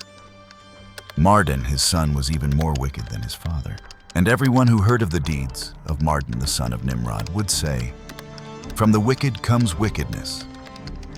And this saying became a proverb throughout the earth. From the wicked comes wickedness, and it has remained a saying among men from that time until now. And Terah, the son of Nahor, the prince of Nimrod's host, was greatly esteemed in those days in the eyes of the king and his subjects. The king and his princes loved him and raised him to a very high position. And Terah took a wife whose name was Amthalo, the daughter of Cornebo. The wife of Terah conceived and bore him a son in those days. Terah was 70 years old when he begot him. And Terah called the name of the son who was born to him Abram, because the king had raised him in those days and honored him above all the princes who were with him. Chapter 8. And it came to pass in the night when Abram was born, that all the servants of Terah, together with all the wise men of Nimrod and his conjurers, came to the house of Terah. They ate and drank and rejoiced with him on that night. And when all the wise men and conjurers departed from the house of Terah, they lifted up their eyes toward heaven that night to look upon the stars. And behold, they saw a very great star come from the east. And it ran across the heavens and swallowed up 4 stars from the 4 corners of the sky. And all the wise men of the king and his conjurers were astonished at the sight. And the sages understood the matter and knew its meaning. And they said one to another, "This sign concerns the child who has been born to Terah this night. He will grow and become fruitful and multiply, and he and his children will possess the whole earth forever. He and his descendants will slay great kings and inherit their lands." And the wise men and conjurers returned to their homes that night. And in the morning, all those wise men and conjurers rose early and gathered together in an appointed house. And they spoke among themselves and said, "Behold, the vision that we saw last night has been hidden from the king. It has not been made known to him. And if this matter should become known to the king in the future, he will say to us, 'Why have you concealed this thing from me?' Then we shall all suffer death. Therefore let us go now and tell the king the sight we saw and its interpretation, and we shall then remain blameless." And they did so. They all went before the king and bowed themselves to the ground before him. And they said, "May the king live, may the king live. We heard that a son was born to Terah, the son of Nahor, the prince of your host. Last night we came to his house, and we ate and drank and rejoiced with him. And when your servants departed from the house of Terah to go to our homes for the night, we lifted up our eyes to heaven, and we saw a great star coming from the east. The star moved swiftly and swallowed 4 great stars from the 4 sides of heaven. And your servants were astonished at the sight we saw, and were greatly afraid. We examined the sign and understood its meaning through our wisdom. This sign concerns the child born to Terah. He will grow and multiply greatly and become powerful. He will slay all the kings of the earth and inherit their lands, he and his descendants forever. And now, our Lord and King, we have faithfully informed you of what we saw concerning this child. If it pleases the king, give the father a reward for the child, and let us slay him before he grows up and increases in the land. Otherwise his power will rise against us, and we and our children may perish because of him." And the king heard their words, and they seemed good in his sight. So he sent and called for Terah, and Terah came before the king. And the king said to Terah, "I have been told that a son was born to you last night, and that a sign appeared in the heavens at his birth. Now therefore give me the child, so that we may slay him before his power rises against us, and I will give you in exchange a house filled with silver and gold." And Terah answered the king and said, "My lord and king, I have heard your words, and your servant will do all that the king desires. But my lord and king, allow me to tell you what happened to me last night, so that I may hear what advice the king will give his servant. Then I will answer the king concerning what he has spoken." And the king said, "Speak." And Terah said to the king, "Ion, the son of Mored, came to me last night and said, 'Give me the great and beautiful horse that the king gave you, and I will give you silver and gold straw and provender in exchange.' And I said to him, 'Wait until I speak with the king concerning your request. Whatever the king says, that I will do. And now, my lord and king, I have made this matter known to you. Whatever counsel my king gives his servant, that I will follow.' And the king heard the words of Terah, and his anger burned within him, and he regarded Terah as a foolish man. And the king said to Terah, 'Are you so foolish, ignorant, or lacking in understanding, that you would give away your beautiful horse for silver and gold, or even for straw and provender? Are you so poor in silver and gold that you would do such a thing because you cannot obtain straw and fodder to feed your horse? What are silver and gold or straw and provender compared with a fine horse that I gave you, a horse like which does not exist anywhere on the earth?' And the king stopped speaking, and Terah answered the king and said, 'Just as the king has spoken to his servant, so I ask you, my lord and king, what is this that you said to me? Give me your son, so that we may kill him, and I will give you silver and gold for his value." "What shall I do with silver and gold after my son is dead? Who will inherit me? Surely when I die, the silver and gold will return to the king who gave them." And when the king heard the words of Terah and the parable he spoke, he was greatly troubled and angered, and his wrath burned within him. And the king said to Terah, "No, but I will purchase thy younger son for a price." And Terah answered the king, saying, "I beseech thee, my lord and king, to let thy servant speak a word before thee, and let the king hear the word of his servant." And Terah said, "Let my king give me 3 days' time till I consider this matter within myself, and consult with my family concerning the words of my king." And he pressed the king greatly to agree to this. And the king hearkened to Terah, and he did so. And he gave him 3 days' time. And Terah went out from the king's presence, and he came home to his family, and spoke to them all the words of the king, and the people were greatly afraid. And it was in the 3rd day that the king sent to Terah, saying, "Send me thy son for a price, as I spoke to thee.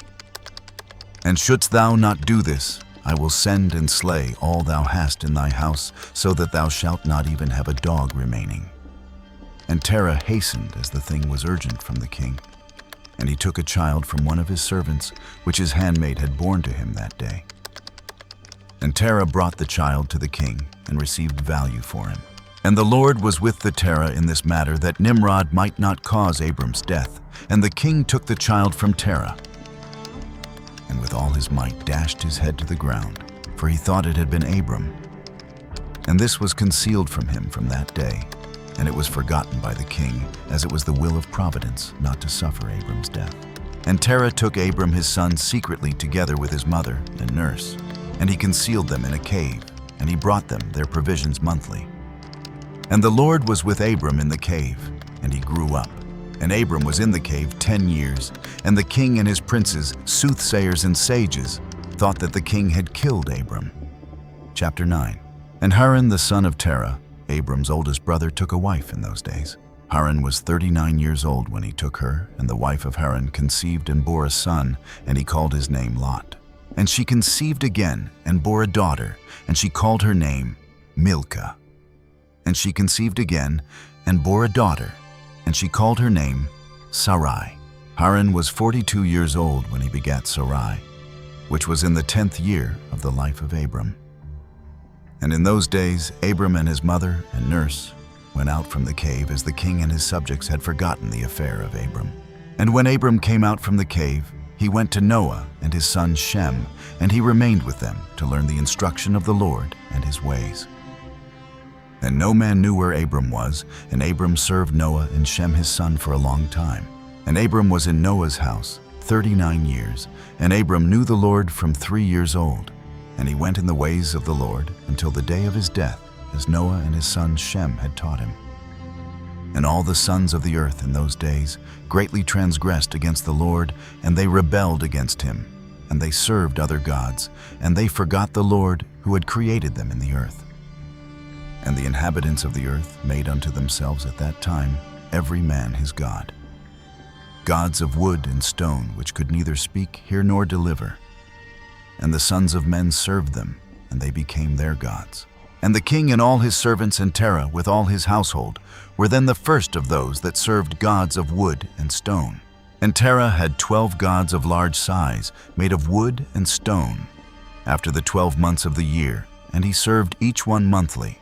And every month Terah would bring his meat offering and drink offering to his gods. Thus did Terah all the days.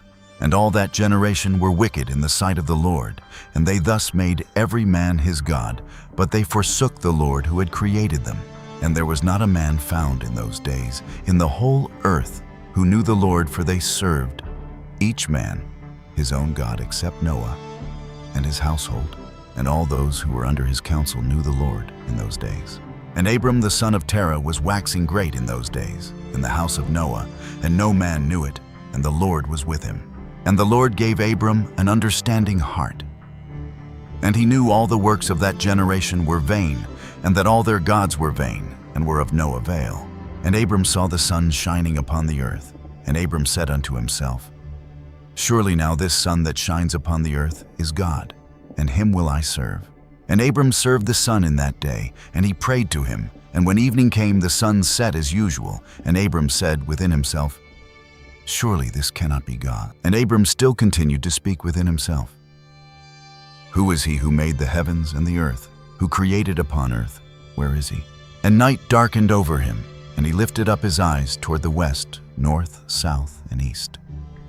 And he saw that the sun had vanished from the earth, and the day became dark. And Abram saw the stars and moon before him, and he said, Surely this is the God who created the whole earth, as well as man. And behold, these, his servants, are gods around him. And Abram served the moon, and prayed to it all that night. And in the morning, when it was light, and the sun shone upon the earth as usual, Abram saw all the things that the Lord God had made upon earth. And Abram said unto himself, Surely these are not gods that made the earth and all mankind, but these are the servants of God. And Abram remained in the house of Noah, and there knew the Lord and his ways. And he served the Lord all the days of his life, and all that generation forgot the Lord, and served other gods of wood and stone, and rebelled all their days. And King Nimrod reigned securely, and all the earth was under his control, and all the earth was of one tongue and words of union. And all the princes of Nimrod and his great men took counsel together.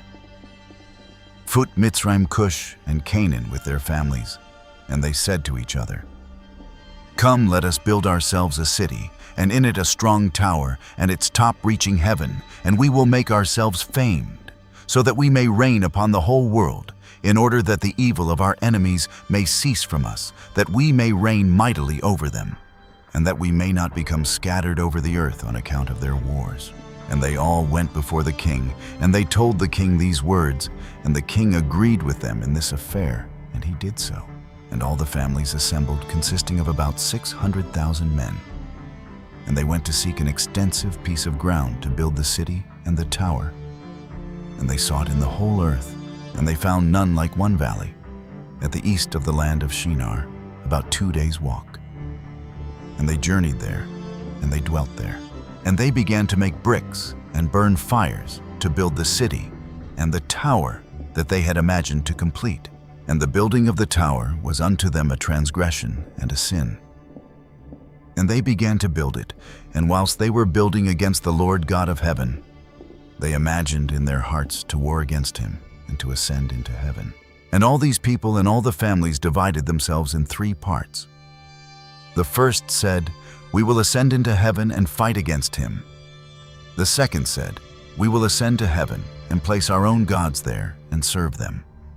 And the third part said, We will ascend to heaven and smite him with bows and spears. And God knew all their works and all their evil thoughts, and he saw the city and the tower which they were building.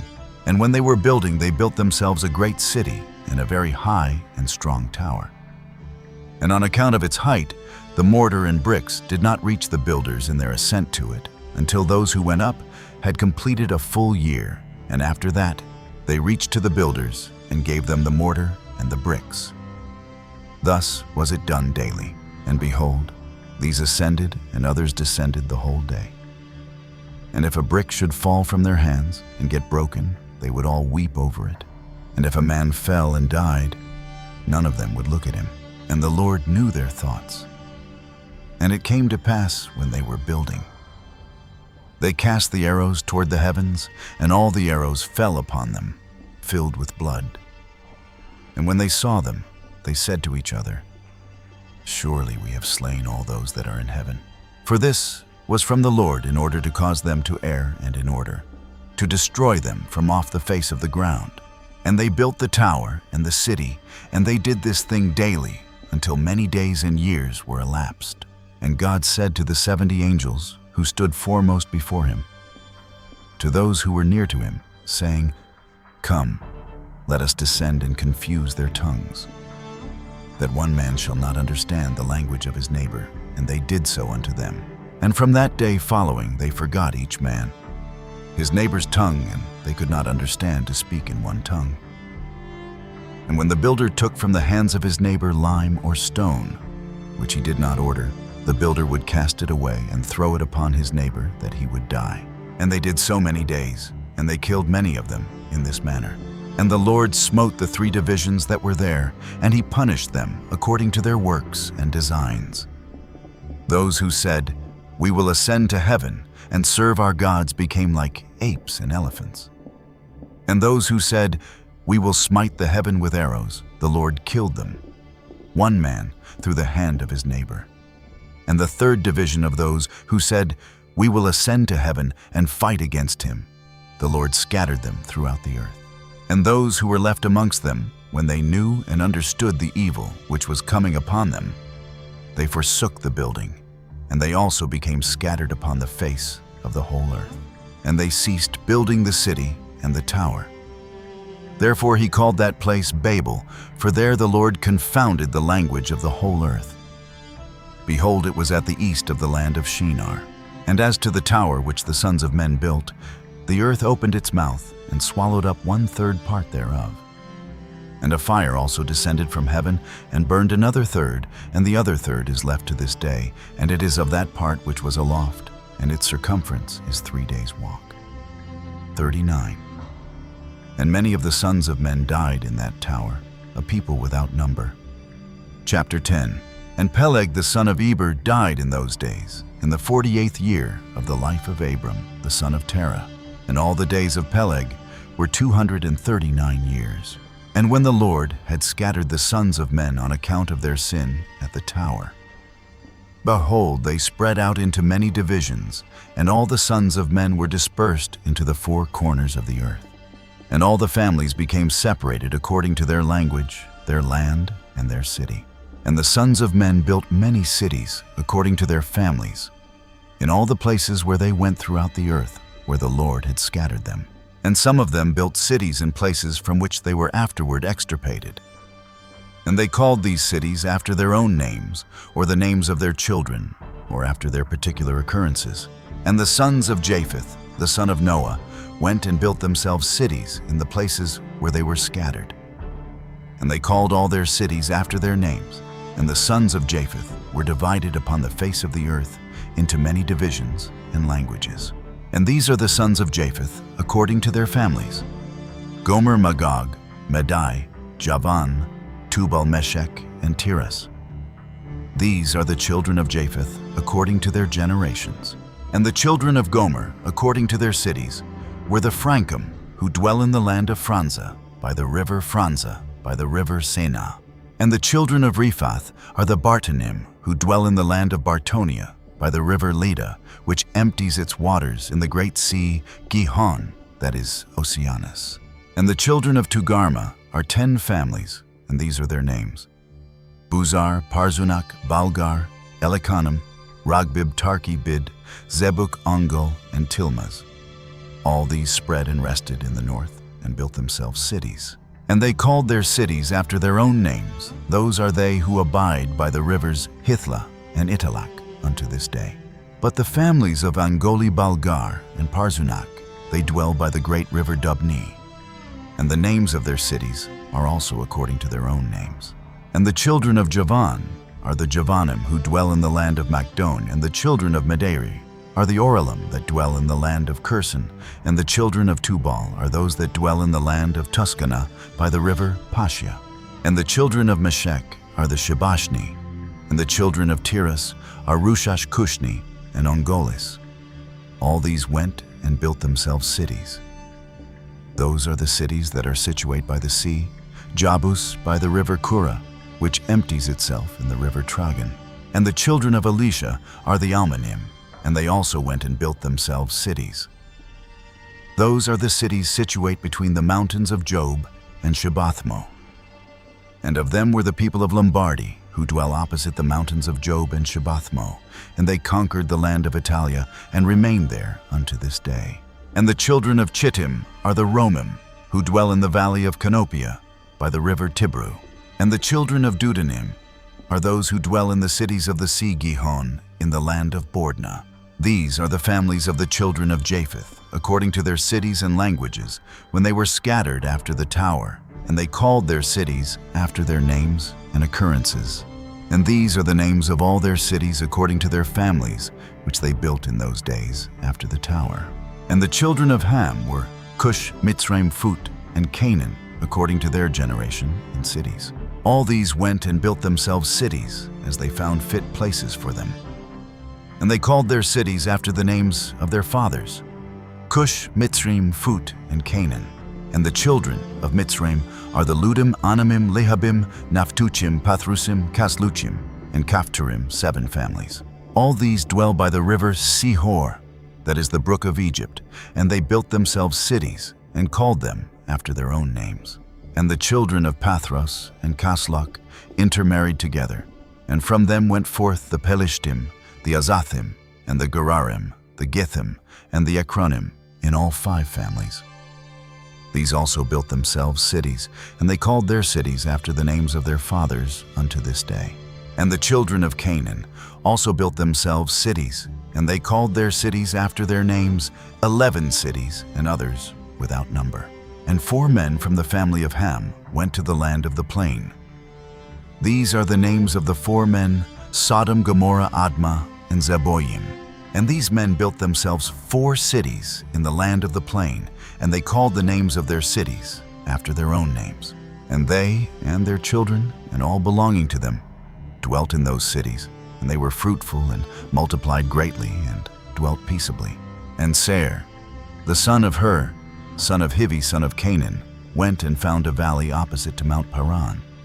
And he built a city there, and he and his 7 sons and his household dwelt there, and he called the city which he built Seir, according to his name. That is the land of Seir unto this day.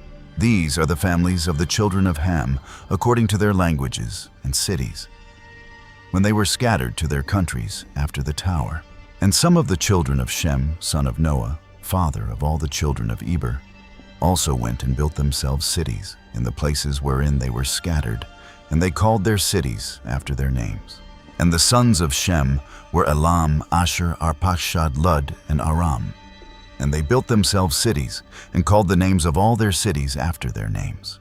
And Asher's son of Shem and his children and household went forth at that time, a very large body of them. And they went to a distant land that they found, and they met with a very extensive valley in the land that they went to. And they built themselves 4 cities, and they called them after their own names and occurrences. And these are the names of the cities which the children of Asher built: Nineveh, Rezin, Kalach, and Rehoboth.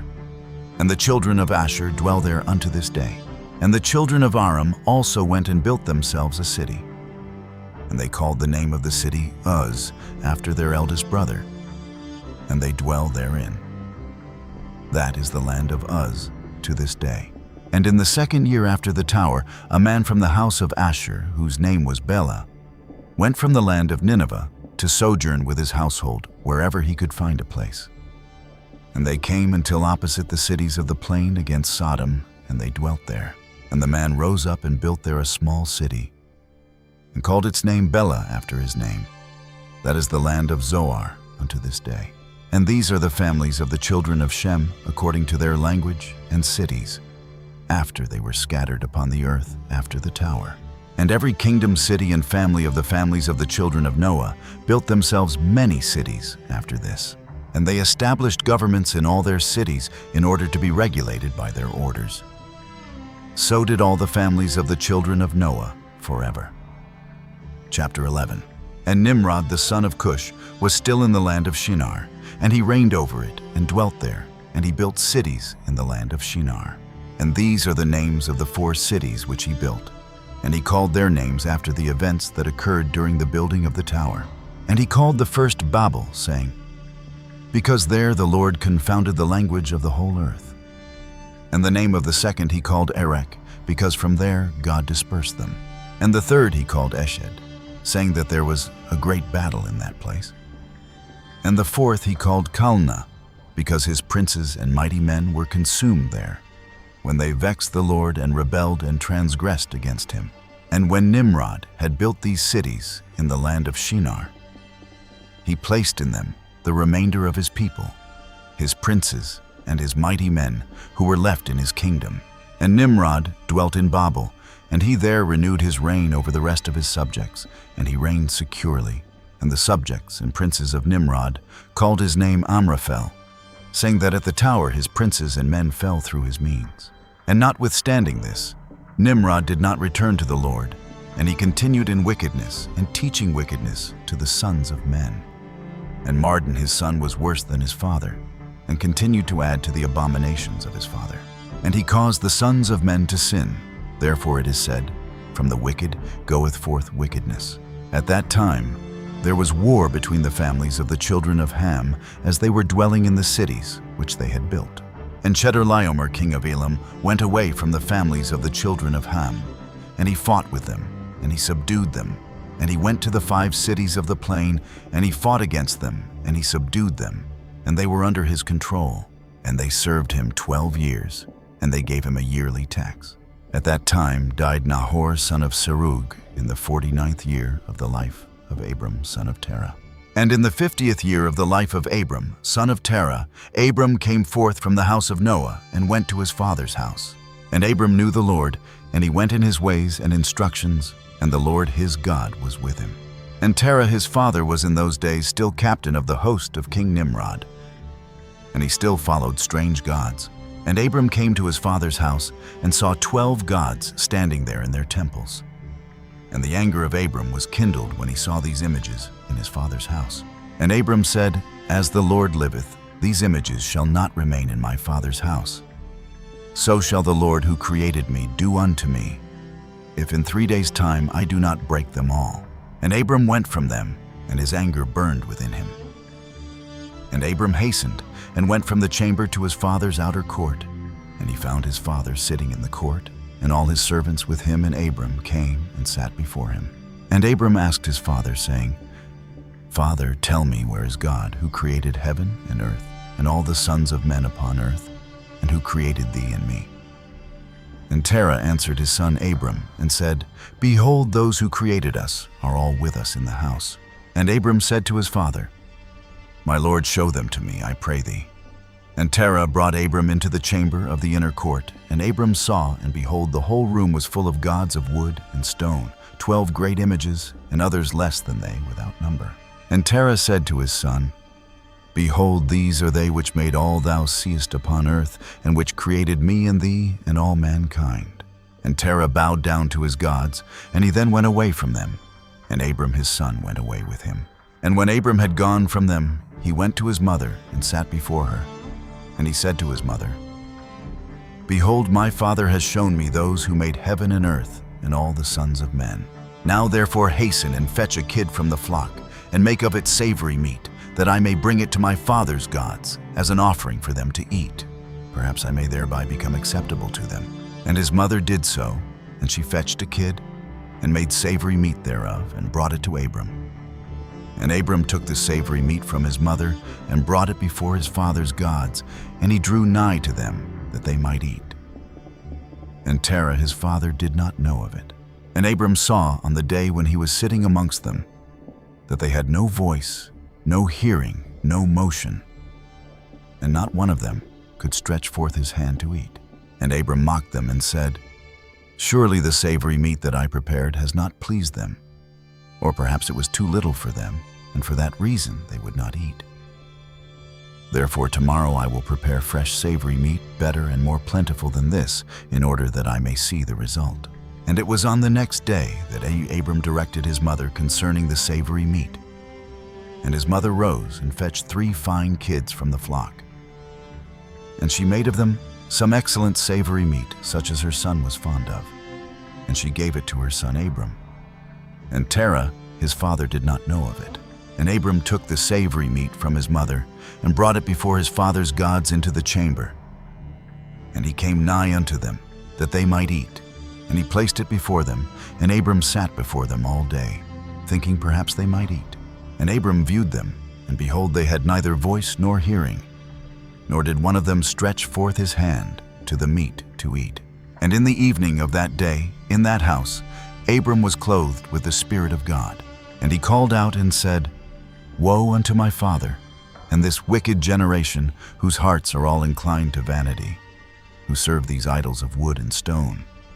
which can neither eat, smell, hear, nor speak, who have mouths without speech, eyes without sight, ears without hearing, hands without feeling, and legs which cannot move.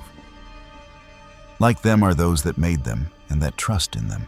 And when Abram saw all these things, his anger was kindled against his father, and he hastened and took a hatchet in his hand, and came unto the chamber of the gods, and he broke all his father's gods. And when he had done breaking the images, he placed the hatchet in the hand of the great God which was there before them, and he went out. And Terah his father came home, for he had heard at the door the sound of the striking of the hatchet. So Terah came into the house to know what this was about. And Terah, having heard the noise of the hatchet in the room of images, ran to the room to the images, and he met Abram going out. And Terah entered the room, and found all the idols fallen down and broken, and the hatchet in the hand of the largest, which was not broken. And the savory meat which Abram his son had made was still before them. And when Terah saw this, his anger was greatly kindled, and he hastened and went from the room to Abram. And he found Abram his son still sitting in the house. And he said to him, What is this work thou hast done to my gods? And Abram answered Terah his father, and he said, Not so, my lord, for I brought savory meat before them.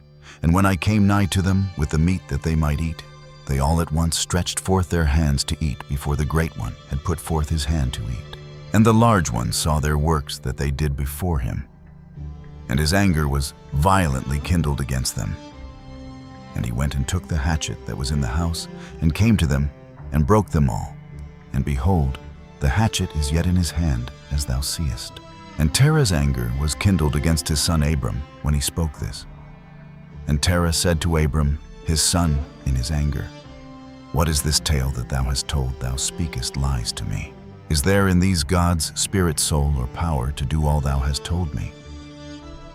Are they not wood and stone, and have I not myself made them?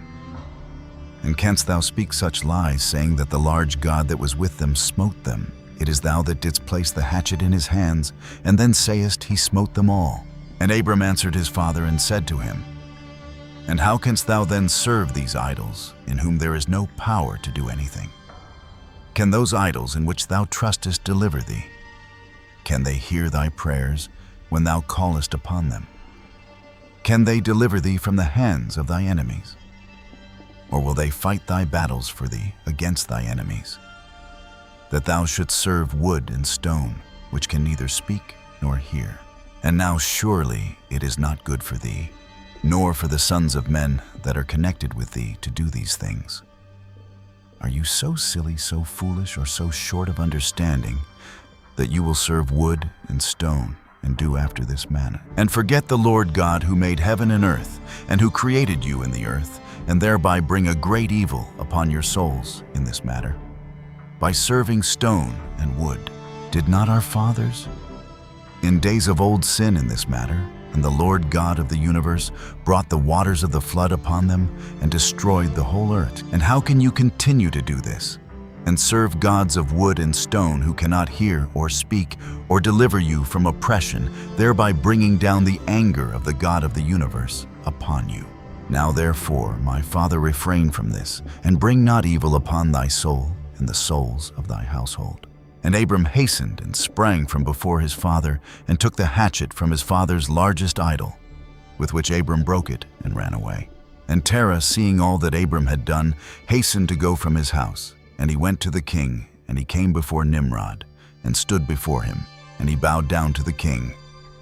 And the king said, What dost thou want? And he said, I beseech thee, my lord, to hear me. Now 50 years back a child was born to me, and thus has he done to my gods, and thus has he spoken. And now therefore, my lord and king, send for him, that he may come before thee, and judge him according to the law, that we may be delivered from his evil. And the king sent 3 men of his servants, and they went and brought Abram before the king. And Nimrod and all his princes and servants were that day sitting before him, and Terah sat also before them. And the king said to Abram, What is this that thou hast done to thy father and to his gods? And Abram answered the king in the words that he spoke to his father, and he said, The large God that was with them in the house did to them what thou hast heard. And the king said to Abram, Had they power to speak and eat and do as thou hast said? And Abram answered the king, saying, And if there be no power in them, why dost thou serve them, and cause the sons of men to err through thy folly? Dost thou imagine that they can deliver thee, or do anything small or great, that thou shouldst serve them? And why wilt thou not sense the God of the whole universe, who created thee, and in whose power it is to kill and keep alive? Zero, foolish, simple, and ignorant king, woe unto thee forever. I thought thou wouldst teach thy servants the upright way. But thou hast not done this, but hast filled the whole earth with thy sins, and the sins of thy people who have followed thy ways. Dost thou not know, or hast thou not heard, that this evil which thou doest, our ancestors sinned therein in days of old, and the eternal God brought the waters of the flood upon them, and destroyed them all, and also destroyed the whole earth on their account? And wilt thou and thy people rise up now, and do like unto this work, in order to bring down the anger of the Lord, God of the universe, and to bring evil upon thee and the whole earth? Now therefore put away this evil deed which thou doest, and serve the God of the universe as thy soul is in his hands. And then it will be well with thee.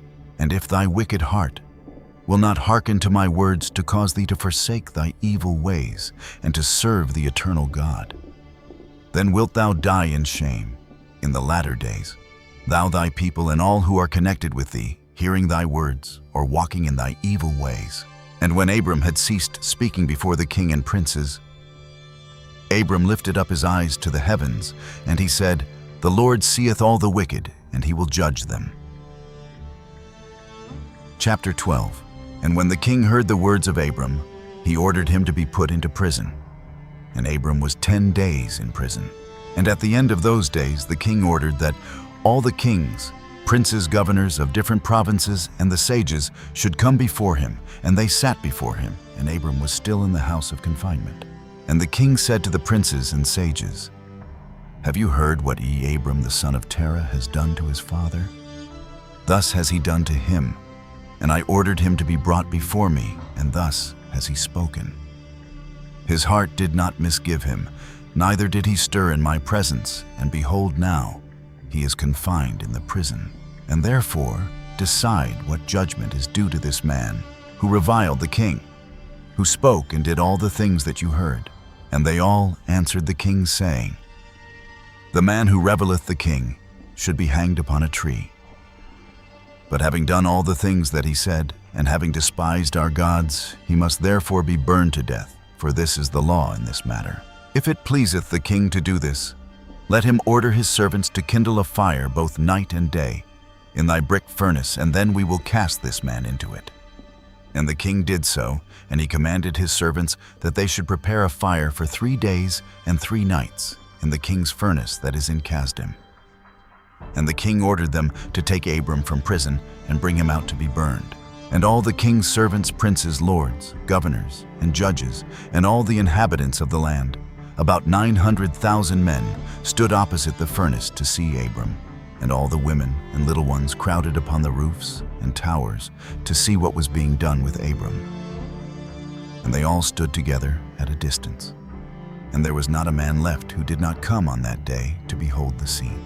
And when Abram came, the conjurers of the king and the sages saw Abram, and they cried out to the king, saying, Our sovereign lord, surely this is the man whom we know to have been the child at whose birth the great star swallowed the 4 stars, which we declared to the king now 50 years since. And behold now, his father has also transgressed thy commands, and mocked thee, by bringing thee another child, which thou didst kill. And when the king heard their words, he was exceedingly wroth, and he ordered Terah to be brought before him. And the king said, Hast thou heard what the conjurers have spoken? Now tell me truly, how didst thou act? And if thou shalt speak truth, thou shalt be acquitted. And seeing that the king's anger was so much kindled, Terah said to the king, My lord and king, thou hast heard the truth, and what the sages have spoken is right. And the king said, How couldst thou do this thing to transgress my orders, and to give me a child that thou didst not beget, and to take value for him, And Terah answered the king, because my tender feelings were excited for my son at that time. And I took a son of my handmaid, and I brought him to the king. And the king said, Who advised thee to this? Tell me, do not hide aught from me, and then thou shalt not die. And Terah was greatly terrified in the king's presence. And he said to the king, It was Haran, my eldest son, who advised me to this. And Haran was in those days that Abram was born 32 years old. But Haran did not advise his father to anything.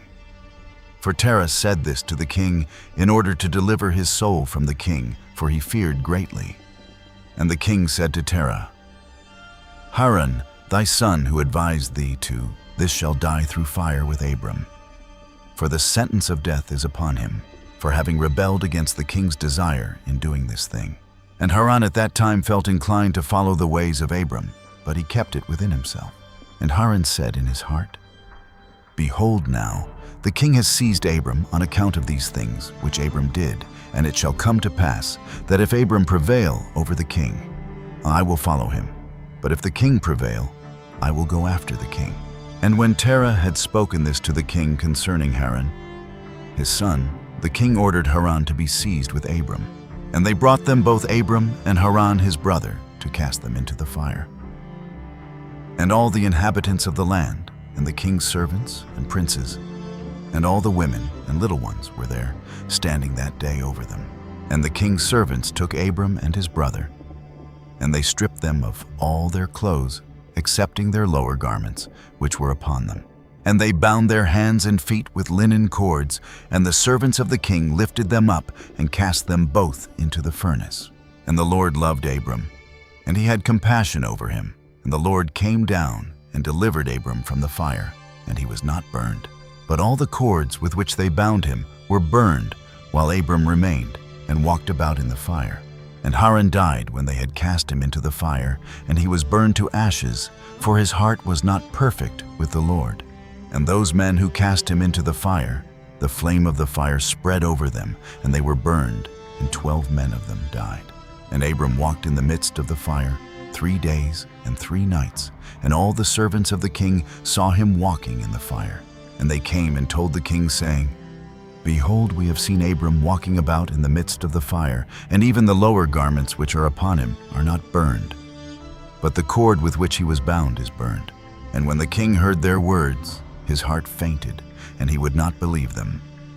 So he sent other faithful princes to see this matter. And they went and saw it, and told it to the king. And the king rose to go and see it, and he saw Abram walking to and fro in the midst of the fire. And he saw Haran's body burned, and the king wondered greatly. And the king ordered Abram to be taken out from the fire, and his servants approached to take him out, and they could not, for the fire was round about, and the flame ascending toward them from the furnace. And the king's servants fled from it, and the king rebuked them, saying, Make haste, and bring Abram out of the fire, that you shall not die.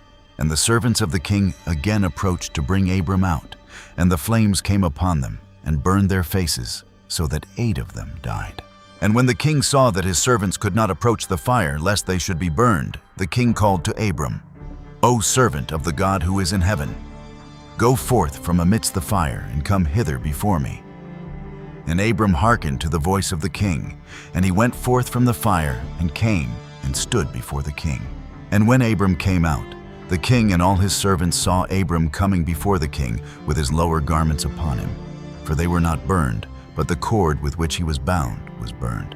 And the king said to Abram, How is it that thou wast not burned in the fire? And Abram said to the king, The God of heaven and earth, in whom I trust, and who has all in his power, he delivered me from the fire into which thou didst cast me. And Haran, the brother of Abram, was burned to ashes, and they sought for his body, and they found it consumed. And Haran was 82 years old when he died in the fire of Kasdim. And the king princes and inhabitants of the land, seeing that Abram was delivered from the fire, they came and bowed down to Abram. And Abram said to them, Do not bow down to me, but bow down to the God of the world, who made you, and serve him, and go in his ways. For it is he who delivered me from out of this fire. And it is he who created the souls and spirits of all men, and formed man in his mother's womb, and brought him forth into the world, and it is he who will deliver those who trust in him from all pain. And this thing seemed very wonderful in the eyes of the king and princes, that Abram was saved from the fire, and that Haran was burned. And the king gave Abram many presents, and he gave him his 2 head servants from the king's house. The name of one was Oni, and the name of the other was Eliezer. And all the king's princes and servants gave Abram many gifts of silver and gold and pearl. And the king and his princes sent him away, and he went in peace. And Abram went forth from the king in peace, and many of the king's servants followed him, and about 300 men joined him. And Abram returned on that day, and went to his father's house, he and the men that followed him. And Abram served the Lord his God all the days of his life, and he walked in his ways and followed his law. And from that day forward, Abram inclined the hearts of the sons of men to serve the Lord. And at that time, Nahor and Abram took unto themselves wives, the daughters of their brother Haran. The wife of Nahor was Milcah, and the name of Abram's wife was Sarai. And Sarai, wife of Abram, was barren. She had no offspring in those days. And at the expiration of 2 years from Abram's going out of the fire, that is in the 52nd year of his life, behold, King Nimrod sat in Babel upon the throne. And the king fell asleep, and dreamed that he was standing with his troops and hosts in a valley opposite the king's furnace. And he lifted up his eyes, and saw a man in the likeness of Abram, coming forth from the furnace. And that he came and stood before the king with his drawn sword, and then sprang to the king with his sword, when the king fled from the man, for he was afraid. And while he was running, the man threw an egg upon the king's head, and the egg became a great river. And the king dreamed that all his troops sank in that river and died. And the king took flight with 3 men who were before him, and he escaped. And the king looked at these men, and they were clothed in princely garments, as the garments of kings, and had the appearance and majesty of kings. And while they were running, the river again turned to an egg before the king. And there came forth from the egg a young bird, which came before the king, and flew at his head, and plucked out the king's eye. And the king was grieved at the sight, and he awoke out of his sleep, and his spirit was agitated, and he felt a great terror. And in the morning the king rose from his couch in fear, and he ordered all the wise men and magicians to come before him, when the king related his dream to them. And a wise servant of the king, whose name was Enoch, answered the king, saying, This is none other than the evil of Abram and his seed, which will spring up against my lord and king in the latter days. And behold, the day will come, when Abram and his seed and the children of his household will war with my king, and they will smite all the king's hosts and his troops. And as to what thou hast said concerning 3 men whom thou didst see like unto thyself, and who did escape, this means that only thou wilt escape with 3 kings from the kings of the earth, who will be with thee in battle. And that which thou sawest of the river, which turned to an egg as at first, and the young bird plucking out thine eye, this means none other than the seed of Abram, which will slay the king in latter days. This is my king's dream, and this is its interpretation, and the dream is true, and the interpretation which thy servant has given thee is right. Now therefore, my king, surely thou knowest that it is now 52 years since thy sages saw this at the birth of Abram. And if my king will suffer Abram to live in the earth, it will be to the injury of my lord and king. For all the days that Abram liveth, neither thou nor thy kingdom will be established, for this was known formerly at his birth. And why will not my king slay him, that his evil may be kept from thee in latter days? And Nimrod hearkened to the voice of Enoch, and he sent some of his servants in secret to go and seize Abram, and bring him before the king to suffer death. And Eliezer, Abram's servant, whom the king had given him, was at that time in the presence of the king. And he heard what Enoch had advised the king, and what the king had said to cause Abram's death. And Eliezer said to Abram, Austin, rise up and save thy soul, that thou mayest not die through the hands of the king. For thus did he see in a dream concerning thee, and thus did Enoch interpret it, and thus also did Enoch advise the king concerning thee. And Abram hearkened to the voice of Eliezer, and Abram hastened and ran for safety to the house of Noah and his son Shem. And he concealed himself there, and found a place of safety. And the king's servants came to Abram's house to seek him. But they could not find him, and they searched throughout the country, and he was not to be found. And they went and searched in every direction, and he was not to be met with. And when the king's servants could not find Abram, they returned to the king. But the king's anger against Abram was stilled, as they did not find him, and the king put the matter out of his mind. And Abram was concealed in Noah's house for 1 month, until the king had forgotten this matter. But Abram was still afraid of the king, and Terah came secretly to see Abram his son in the house of Noah. And Terah was very great in the eyes of the king. And Abram said to his father, "Dost thou not know that the king thinketh to slay me, and to blot out my name from the earth by the advice of his wicked counselors? Now whom hast thou here, and what heed hast thou in this land? Arise, let us go together to the land of Canaan, that we may be delivered from his hand, lest thou perish also through him in the latter days. Dost thou not know, or hast thou not heard, that it is not through love that Nimrod giveth thee all this honor? But it is only for his benefit that he bestoweth all this good upon thee. And if he do unto thee greater good than this, surely these are only vanities of the world, for wealth and riches cannot avail in the day of wrath and anger. Now therefore hearken to my voice, and let us arise, and go to the land of Canaan, out of the reach of injury from Nimrod. And serve thou the Lord who created thee in the earth, and it will be well with thee. And cast away all the vain things which thou pursuest." And Abram ceased to speak when Noah and his son Shem answered Terah, saying, "True is the word which Abram hath said unto thee." And Terah hearkened to the voice of his son Abram. And Terah did all that Abram said, for this was from the Lord, that the king should not cause Abram's death.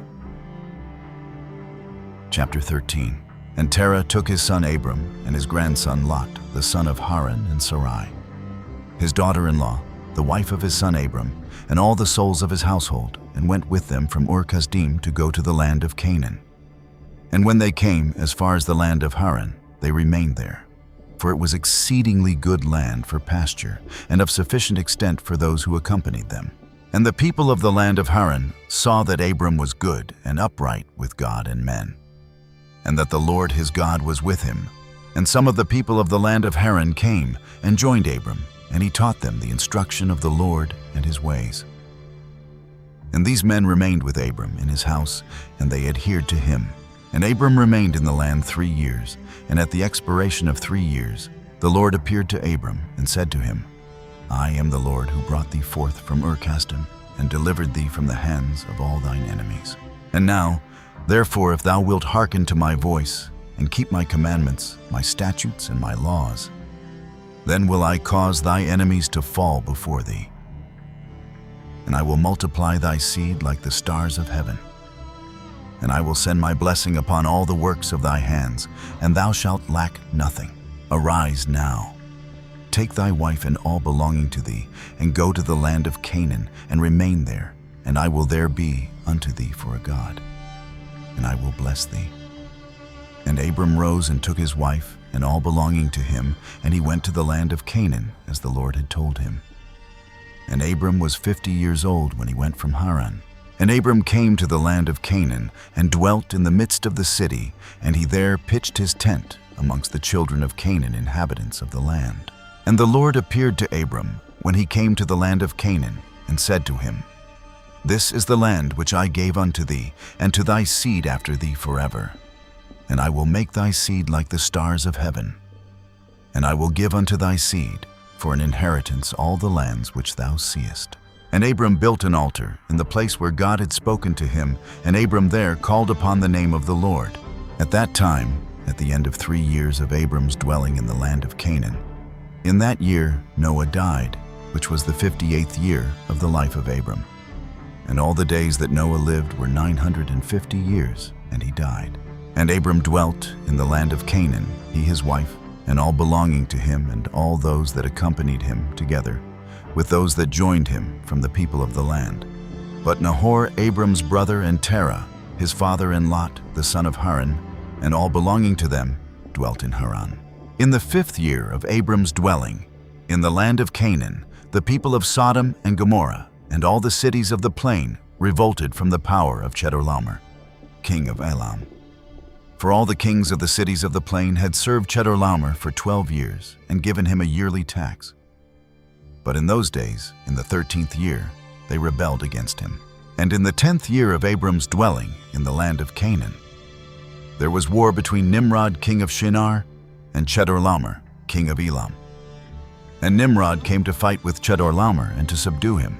For Chedorlaomer was at that time one of the princes of the hosts of Nimrod, and when all the people at the tower were dispersed, and those that remained were also scattered upon the face of the earth, Chedorlaomer went to the land of Elam and reigned over it, and rebelled against his lord. And in those days, when Nimrod saw that the cities of the plain had rebelled, he came with pride and anger to war with Chedorlaomer. And Nimrod assembled all his princes and subjects, about 700,000 men, and went against Chedorlaomer, and Chedorlaomer went out to meet him with 5,000 men, and they prepared for battle in the valley of Babel, which is between Elam and Shinar. And all those kings fought there, and Nimrod and his people were smitten before the people of Chedorlaomer. And there fell from Nimrod's men about 600,000, and Mardon the king's son fell amongst them. And Nimrod fled and returned in shame and disgrace to his land. And he was under subjection to Chedorlaomer for a long time, and Chedorlaomer returned to his land and sent princes of his host to the kings that dwelt around him, to Ararat, king of Elasar, and to Tidal, king of Goyim, and made a covenant with them, and they were all obedient to his commands. And it was in the 15th year of Abram's dwelling in the land of Canaan, which is the 70th year of the life of Abram. And the Lord appeared to Abram in that year, and he said to him, I am the Lord who brought thee out from Ur-Kasdim to give thee this land for an inheritance. Now therefore walk before me and be perfect, and keep my commands, for to thee and to thy seed I will give this land for an inheritance from the river Mitzrayim unto the great river Euphrates. And thou shalt come to thy fathers in peace and in good age, and the 4th generation shall return here in this land, and shall inherit it forever. And Abram built an altar, and he called upon the name of the Lord who appeared to him, and he brought up sacrifices upon the altar to the Lord. At that time, Abram returned and went to Haran to see his father and mother and his father's household. And Abram and his wife, and all belonging to him, returned to Haran, and Abram dwelt in Haran 5 years. And many of the people of Haran, about 72 men, followed Abram. And Abram taught them the instruction of the Lord and his ways, and he taught them to know the Lord. In those days the Lord appeared to Abram in Haran, and he said to him, Behold, I spoke unto thee these 20 years back, saying, Go forth from thy land, from thy birthplace, and from thy father's house, to the land which I have shown thee, to give it to thee and to thy children. For there in that land will I bless thee, and make thee a great nation, and make thy name great, and in thee shall the families of the earth be blessed. Now therefore arise, go forth from this place, thou thy wife, and all belonging to thee also, every one born in thy house, and all the souls thou hast made in Haran, and bring them out with thee from here, and rise to return to the land of Canaan. And Abram arose, and took his wife Sarai, and all belonging to him, and all that were born to him in his house, and the souls which they had made in Haran, and they came out to go to the land of Canaan. And Abram went and returned to the land of Canaan, according to the word of the Lord. And Lot, the son of his brother Haran, went with him, and Abram was 75 years old when he went forth from Haran to return to the land of Canaan. And he came to the land of Canaan, according to the word of the Lord to Abram. And he pitched his tent, and he dwelt in the plain of Mamre. And with him was Lot his brother's son, and all belonging to him. And the Lord again appeared to Abram, and said, To thy seed will I give this land. And he there built an altar to the Lord, who appeared to him, which is still to this day in the plains of Mamre. Chapter 14. In those days there was in the land of Shinar a wise man who had understanding in all wisdom and of a beautiful appearance. But he was poor and indigent. His name was Rikayon, and he was hard set to support himself. And he resolved to go to Egypt, to Oswiris, the son of Anom, king of Egypt, to show the king his wisdom. For perhaps he might find grace in his sight to raise him up and give him maintenance. And Rikayon did so. And when Rikayon came to Egypt, he asked the inhabitants of Egypt concerning the king, and the inhabitants of Egypt told him the custom of the king of Egypt, for it was then the custom of the king of Egypt that he went from his royal palace and was seen abroad only one day in the year. And after that, the king would return to his palace to remain there. And on the day when the king went forth, he passed judgment in the land. And everyone having a suit came before the king that day to obtain his request. And when Rikayon heard of the custom in Egypt, and that he could not come into the presence of the king, he grieved greatly and was very sorrowful. And in the evening, Rikayon went out and found a house in ruins, formerly a bakehouse in Egypt, and he abode there all night in bitterness of soul, and pinched with hunger, and sleep was removed from his eyes. And Rikayon considered within himself what he should do in the town, until the king made his appearance, and how he might maintain himself there. And he rose in the morning, and walked about, and met in his way those who sold vegetables and various sorts of seed with which they supplied the inhabitants. And Rikayon wished to do the same in order to get a maintenance in the city. But he was unacquainted with the custom of the people, and he was like a blind man among them. And he went and obtained vegetables to sell them for his support. And the rabble assembled about him and ridiculed him, and took his vegetables from him and left him nothing.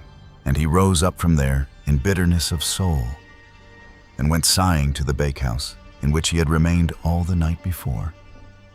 And he slept there the second night. And on that night again he reasoned within himself how he could save himself from starvation, and he devised a scheme how to act. And he rose up in the morning, and acted ingeniously, and went and hired 30 strong men of the rabble, carrying their war instruments in their hands, and he led them to the top of the Egyptian sepulchre, and he placed them there. And he commanded them, saying, Thus saith the king, Strengthen yourselves, and be valiant men, and let no man be buried here until 200 pieces of silver be given, and then he may be buried. And those men did according to the order of Rikayon, to the people of Egypt the whole of that year. And in 8 months' time, Rikayon and his men gathered great riches of silver and gold.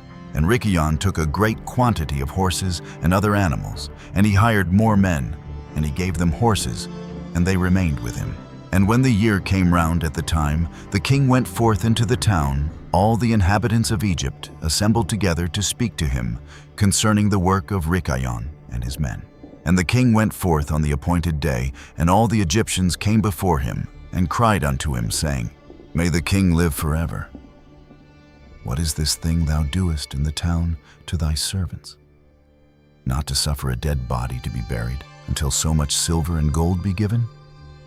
Was there ever the like unto this done in the whole earth from the days of former kings? Yea, even from the days of Adam, unto this day, that the dead should not be buried only for a set price. We know it to be the custom of kings to take a yearly tax from the living. But thou dost not only do this, but from the dead also thou exactest a tax day by day. Now, O king, we can no more bear this, for the whole city is ruined on this account, and dost thou not know it? And when the king heard all that they had spoken, he was very wroth, and his anger burned within him at this affair, for he had known nothing of it. And the king said, Who and where is he that dares to do this wicked thing in my land without my command? Surely you will tell me. And they told him all the works of Rikayon and his men, and the king's anger was aroused, and he ordered Rikayon and his men to be brought before him. And Rikayon took about 1,000 children, sons and daughters, and clothed them in silk and embroidery. And he set them upon horses, and sent them to the king by means of his men. And he also took a great quantity of silver and gold and precious stones, and a strong and beautiful horse, as a present for the king, with which he came before the king, and bowed down to the earth before him. And the king, his servants, and all the inhabitants of Egypt wondered at the work of Rikayon, and they saw his riches and the present that he had brought to the king. And it greatly pleased the king, and he wondered at it. And when Rikayon sat before him, the king asked him concerning all his works, and Rikayon spoke all his words wisely before the king, his servants, and all the inhabitants of Egypt. And when the king heard the words of Rikayon and his wisdom, Rikayon found grace in his sight, and he met with grace and kindness from all the servants of the king, and from all the inhabitants of Egypt, on account of his wisdom and excellent speeches, and from that time they loved him exceedingly. And the king answered and said to Rikayon, Thy name shall no more be called Rikayon, but Pharaoh shall be thy name, since thou didst exact a tax from the dead. And he called his name Pharaoh. And the king and his subjects loved Rikayon for his wisdom. And they consulted with all the inhabitants of Egypt to make him prefect under the king. And all the inhabitants of Egypt and its wise men did so, and it was made a law in Egypt. And they made Rikayon Pharaoh prefect under Osiris, king of Egypt. And Rikayon Pharaoh governed over Egypt daily, administering justice to the whole city. But Osiris the king would judge the people of the land one day in the year when he went out to make his appearance. And Rikayon Pharaoh cunningly usurped the government of Egypt, and he exacted a tax from all the inhabitants of Egypt. And all the inhabitants of Egypt greatly loved Rikayon Pharaoh, and they made a decree to call every king that should reign over them and their seed in Egypt Pharaoh. Therefore all the kings that reigned in Egypt from that time forward were called Pharaoh unto this day. Chapter 15. And in that year there was a heavy famine throughout the land of Canaan. And the inhabitants of the land could not remain on account of the famine, for it was very grievous. And Abram and all belonging to him rose and went down to Egypt on account of the famine. And when they were at the brook Mitzrayim, they remained there some time to rest from the fatigue of the road.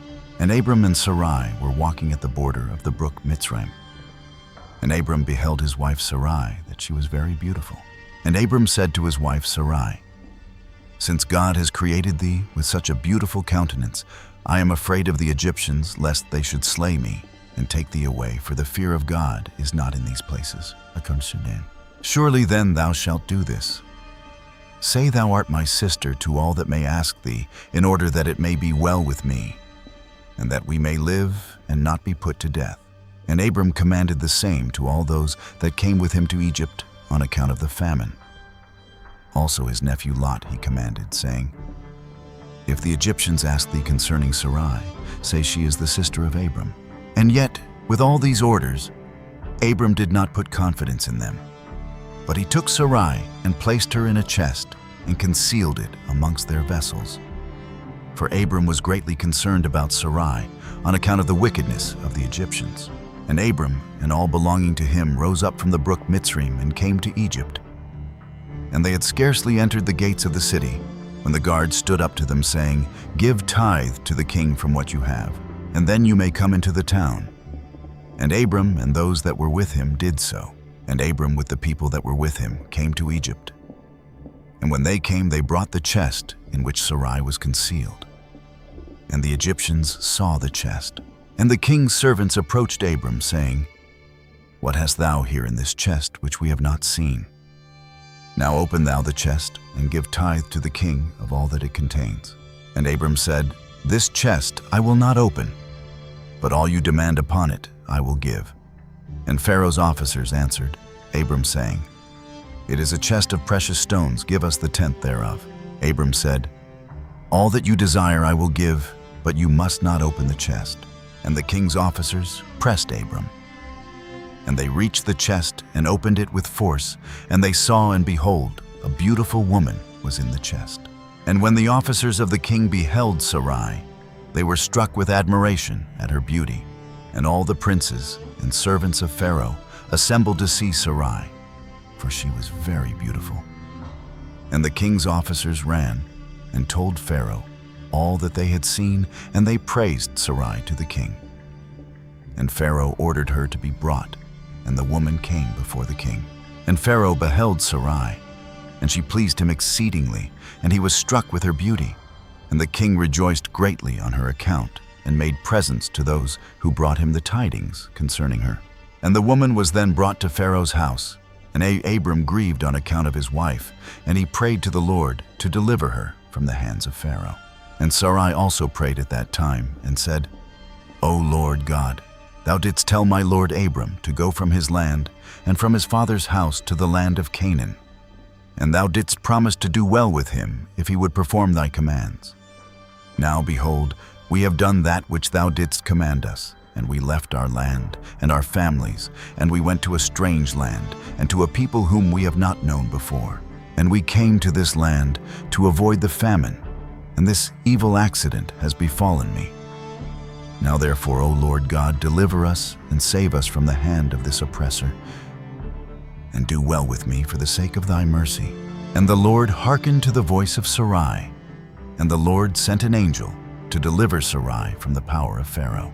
And the king came and sat before Sarai, and behold, an angel of the Lord was standing over them, and he appeared to Sarai and said to her, Do not fear, for the Lord has heard thy prayer.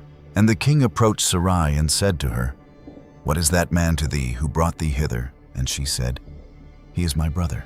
And the king said, It is incumbent upon us to make him great, to elevate him, and to do unto him all the good which thou shalt command us. And at that time the king sent to Abram silver and gold and precious stones in abundance, together with cattlemen, servants, and maidservants. And the king ordered Abram to be brought, and he sat in the court of the king's house, and the king greatly exalted Abram on that night. And the king approached to speak to Sarai, and he reached out his hand to touch her, when the angel smote him heavily, and he was terrified, and he refrained from reaching to her. And when the king came near to Sarai, the angel smote him to the ground, and acted thus to him the whole night, and the king was terrified. And the angel on that night smote heavily all the servants of the king and his whole household on account of Sarai. And there was a great lamentation that night amongst the people of Pharaoh's house. And Pharaoh, seeing the evil that befell him, said, Surely on account of this woman has this thing happened to me. And he removed himself at some distance from her, and spoke pleasing words to her. And the king said to Sarai, Tell me, I pray thee, concerning the man with whom thou camest here. And Sarai said, This man is my husband. And I said to thee that he was my brother, for I was afraid lest thou shouldst put him to death through wickedness. And the king kept away from Sarai, and the plagues of the angel of the Lord ceased from him and his household. And Pharaoh knew that he was smitten on account of Sarai, and the king was greatly astonished at this. And in the morning the king called for Abram and said to him, What is this thou hast done to me? Why didst thou say, She is my sister, owing to which I took her unto me for a wife? And this heavy plague has therefore come upon me and my household. Now therefore here is thy wife, take her, and go from our land, lest we all die on her account. And Pharaoh took more cattlemen servants and maidservants, and silver and gold to give to Abram. And he returned unto him Sarai his wife. And the king took a maiden, whom he begat by his concubines, and he gave her to Sarai for a handmaid. And the king said to his daughter, It is better for thee, my daughter, to be a handmaid in this man's house, than to be mistress in my house. After we have beheld the evil that befell us on account of this woman.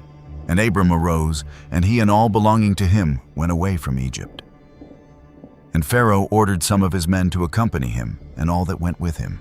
And Abram returned to the land of Canaan, to the place where he had made the altar, where he at first had pitched his tent. And Lot, the son of Haran, Abram's brother, had a heavy stock of cattle flocks, and herds and tents, for the Lord was bountiful to them on account of Abram.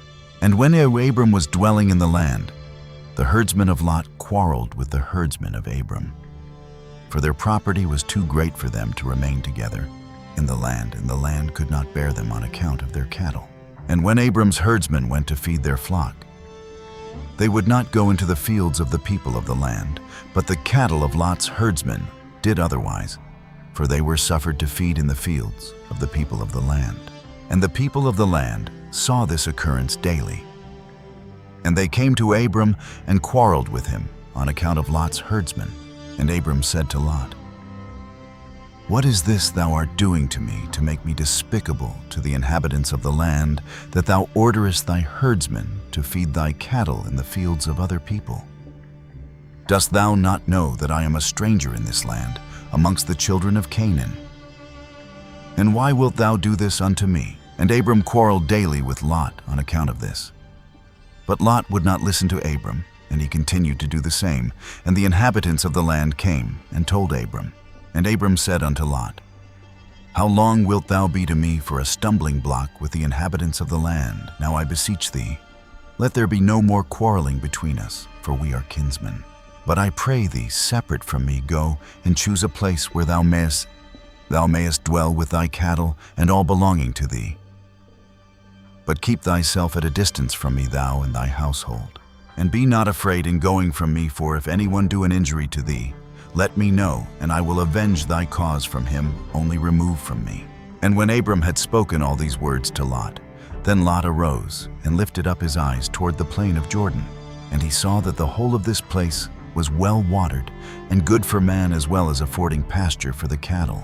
And Lot went from Abram to that place, and he there pitched his tent, and he dwelt in Sodom, and they were separated from each other. And Abram dwelt in the plain of Mamre, which is in Hebron, and he pitched his tent there, and Abram remained in that place many years. Passing through the violent upheavals from chapter 7 to chapter 15, we witness a new world slowly taking shape from the mud and ashes left behind after the great flood. The waters had finally receded. The ark had come to rest. Humanity seemed to be standing at the threshold of an entirely new beginning. Noah believed that after such a monumental purification, mankind would remember the lessons of the past and rebuild a more righteous world. But history moved in a very different direction. Within only a few generations, humanity once again fell into the same cycle of power and ambition. The first cities began to rise. Kingdoms started to form. And in the midst of this growing wave of chaos, a mysterious figure emerged. Nimrod, the man whom the Bible describes as a mighty hunter before the Lord. At first glance, the title sounds simple enough. But when we look deeper into ancient texts, such as the Book of Jasher, we begin to realize that Nimrod was far more than a skilled hunter. He was the first man to gather the scattered tribes that survived the flood and unite them into a centralized empire. From the land of Shinar, Nimrod built great cities and became the symbol of a nearly absolute authority in the New World. And yet this raises a profound question. How could an ordinary man rise so quickly and force entire kingdoms to submit? What was it that made even the most hardened warriors fear Nimrod?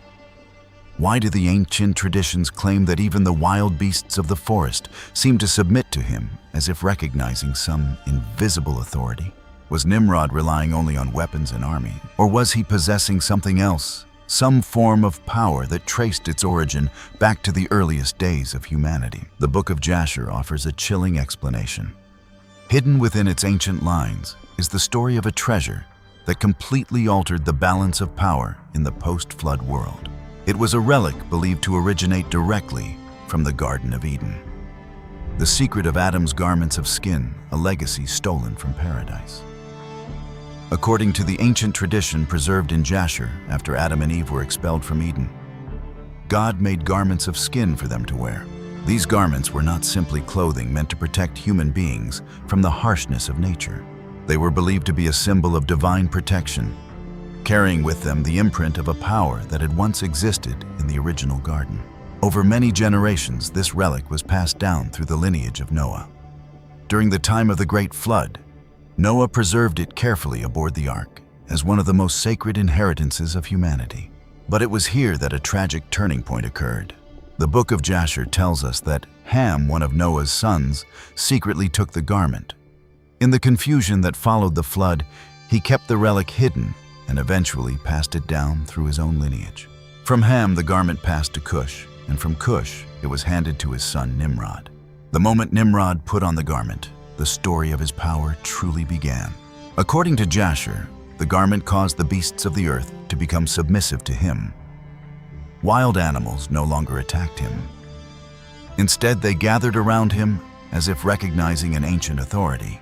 This phenomenon quickly spread his reputation across the land. In the eyes of the people of that time, Nimrod was no longer merely a hunter. He appeared to be a man endowed with supernatural authority. That reputation allowed him to gather tribes, establish dominion, and build the first empire of the post-flood world.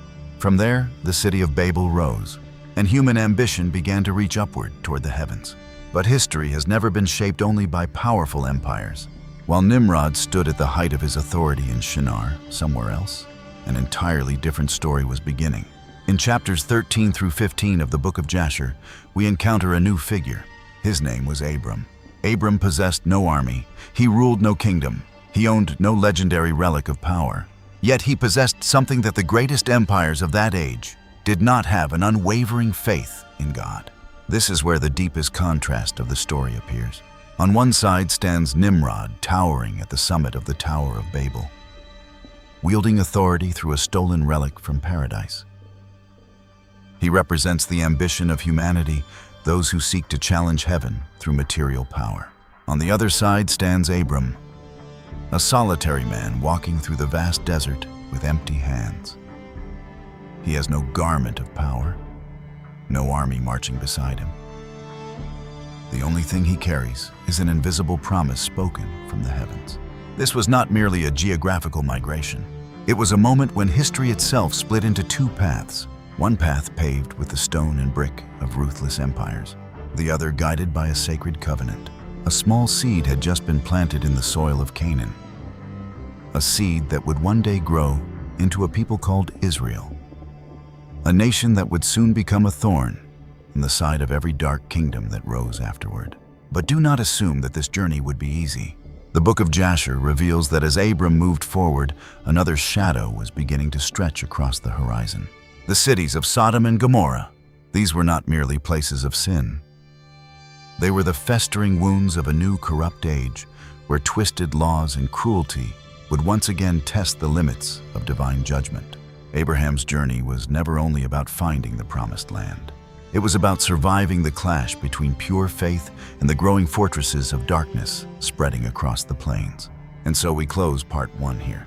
The bricks of the Tower of Babel are still rising proudly into the sky, and the lonely footsteps of Abram continue pressing forward across the burning sands. But the fragile peace of this new world is about to break. Another purification is quietly forming, this time not by water but by fire and brimstone. The truth about the tragic fate of Israel and the terrifying secrets hidden within Sodom await on the other side of history. Thus, our journey through the earliest chapters of the post-flood world comes to a close here. Together, we have traveled from the abyss of the fallen watchers, witnessed the brutal cleansing of the great waters, and followed the rise of Nimrod's proud empire, strengthened by a garment of power believed to have come from Eden itself. But remember this: when Abraham took his first steps away from the shadow of those mighty empires, he was not simply beginning a migration. He was opening one of the most profound and terrifying chapters in human history. A chapter about covenants sealed in blood, about a people chosen to confront destiny, and about trials that would shake the faith of mankind for thousands of years to come. And everything you have just discovered is only the outer layer of a much greater truth. In the next part, we will not merely follow the path of Abraham. We will step into a darker territory rarely explored: the turbulent and often tragic fate of the people of Israel. It is a story where sacred promises come at the cost of the fiercest battles, where the relics of Adam once again influence the course of the world, and where some of the greatest turning points in human history begin to emerge from the pages of forbidden texts. Will Abraham overcome the brutal trial that awaits him on the summit of Moriah? And how will his descendants confront the lingering remnants of the Nephilim, whose shadow is said to have survived long after the flood? Most importantly, after thousands of years of storms and upheavals, will Israel truly return to faith in God? Or will it remain caught in the maze of choices shaped by its past? Could the events and transgressions recorded in the Book of Jasher during the time of the patriarchs be the very thread that continues to tighten around the complex destiny of Israel today?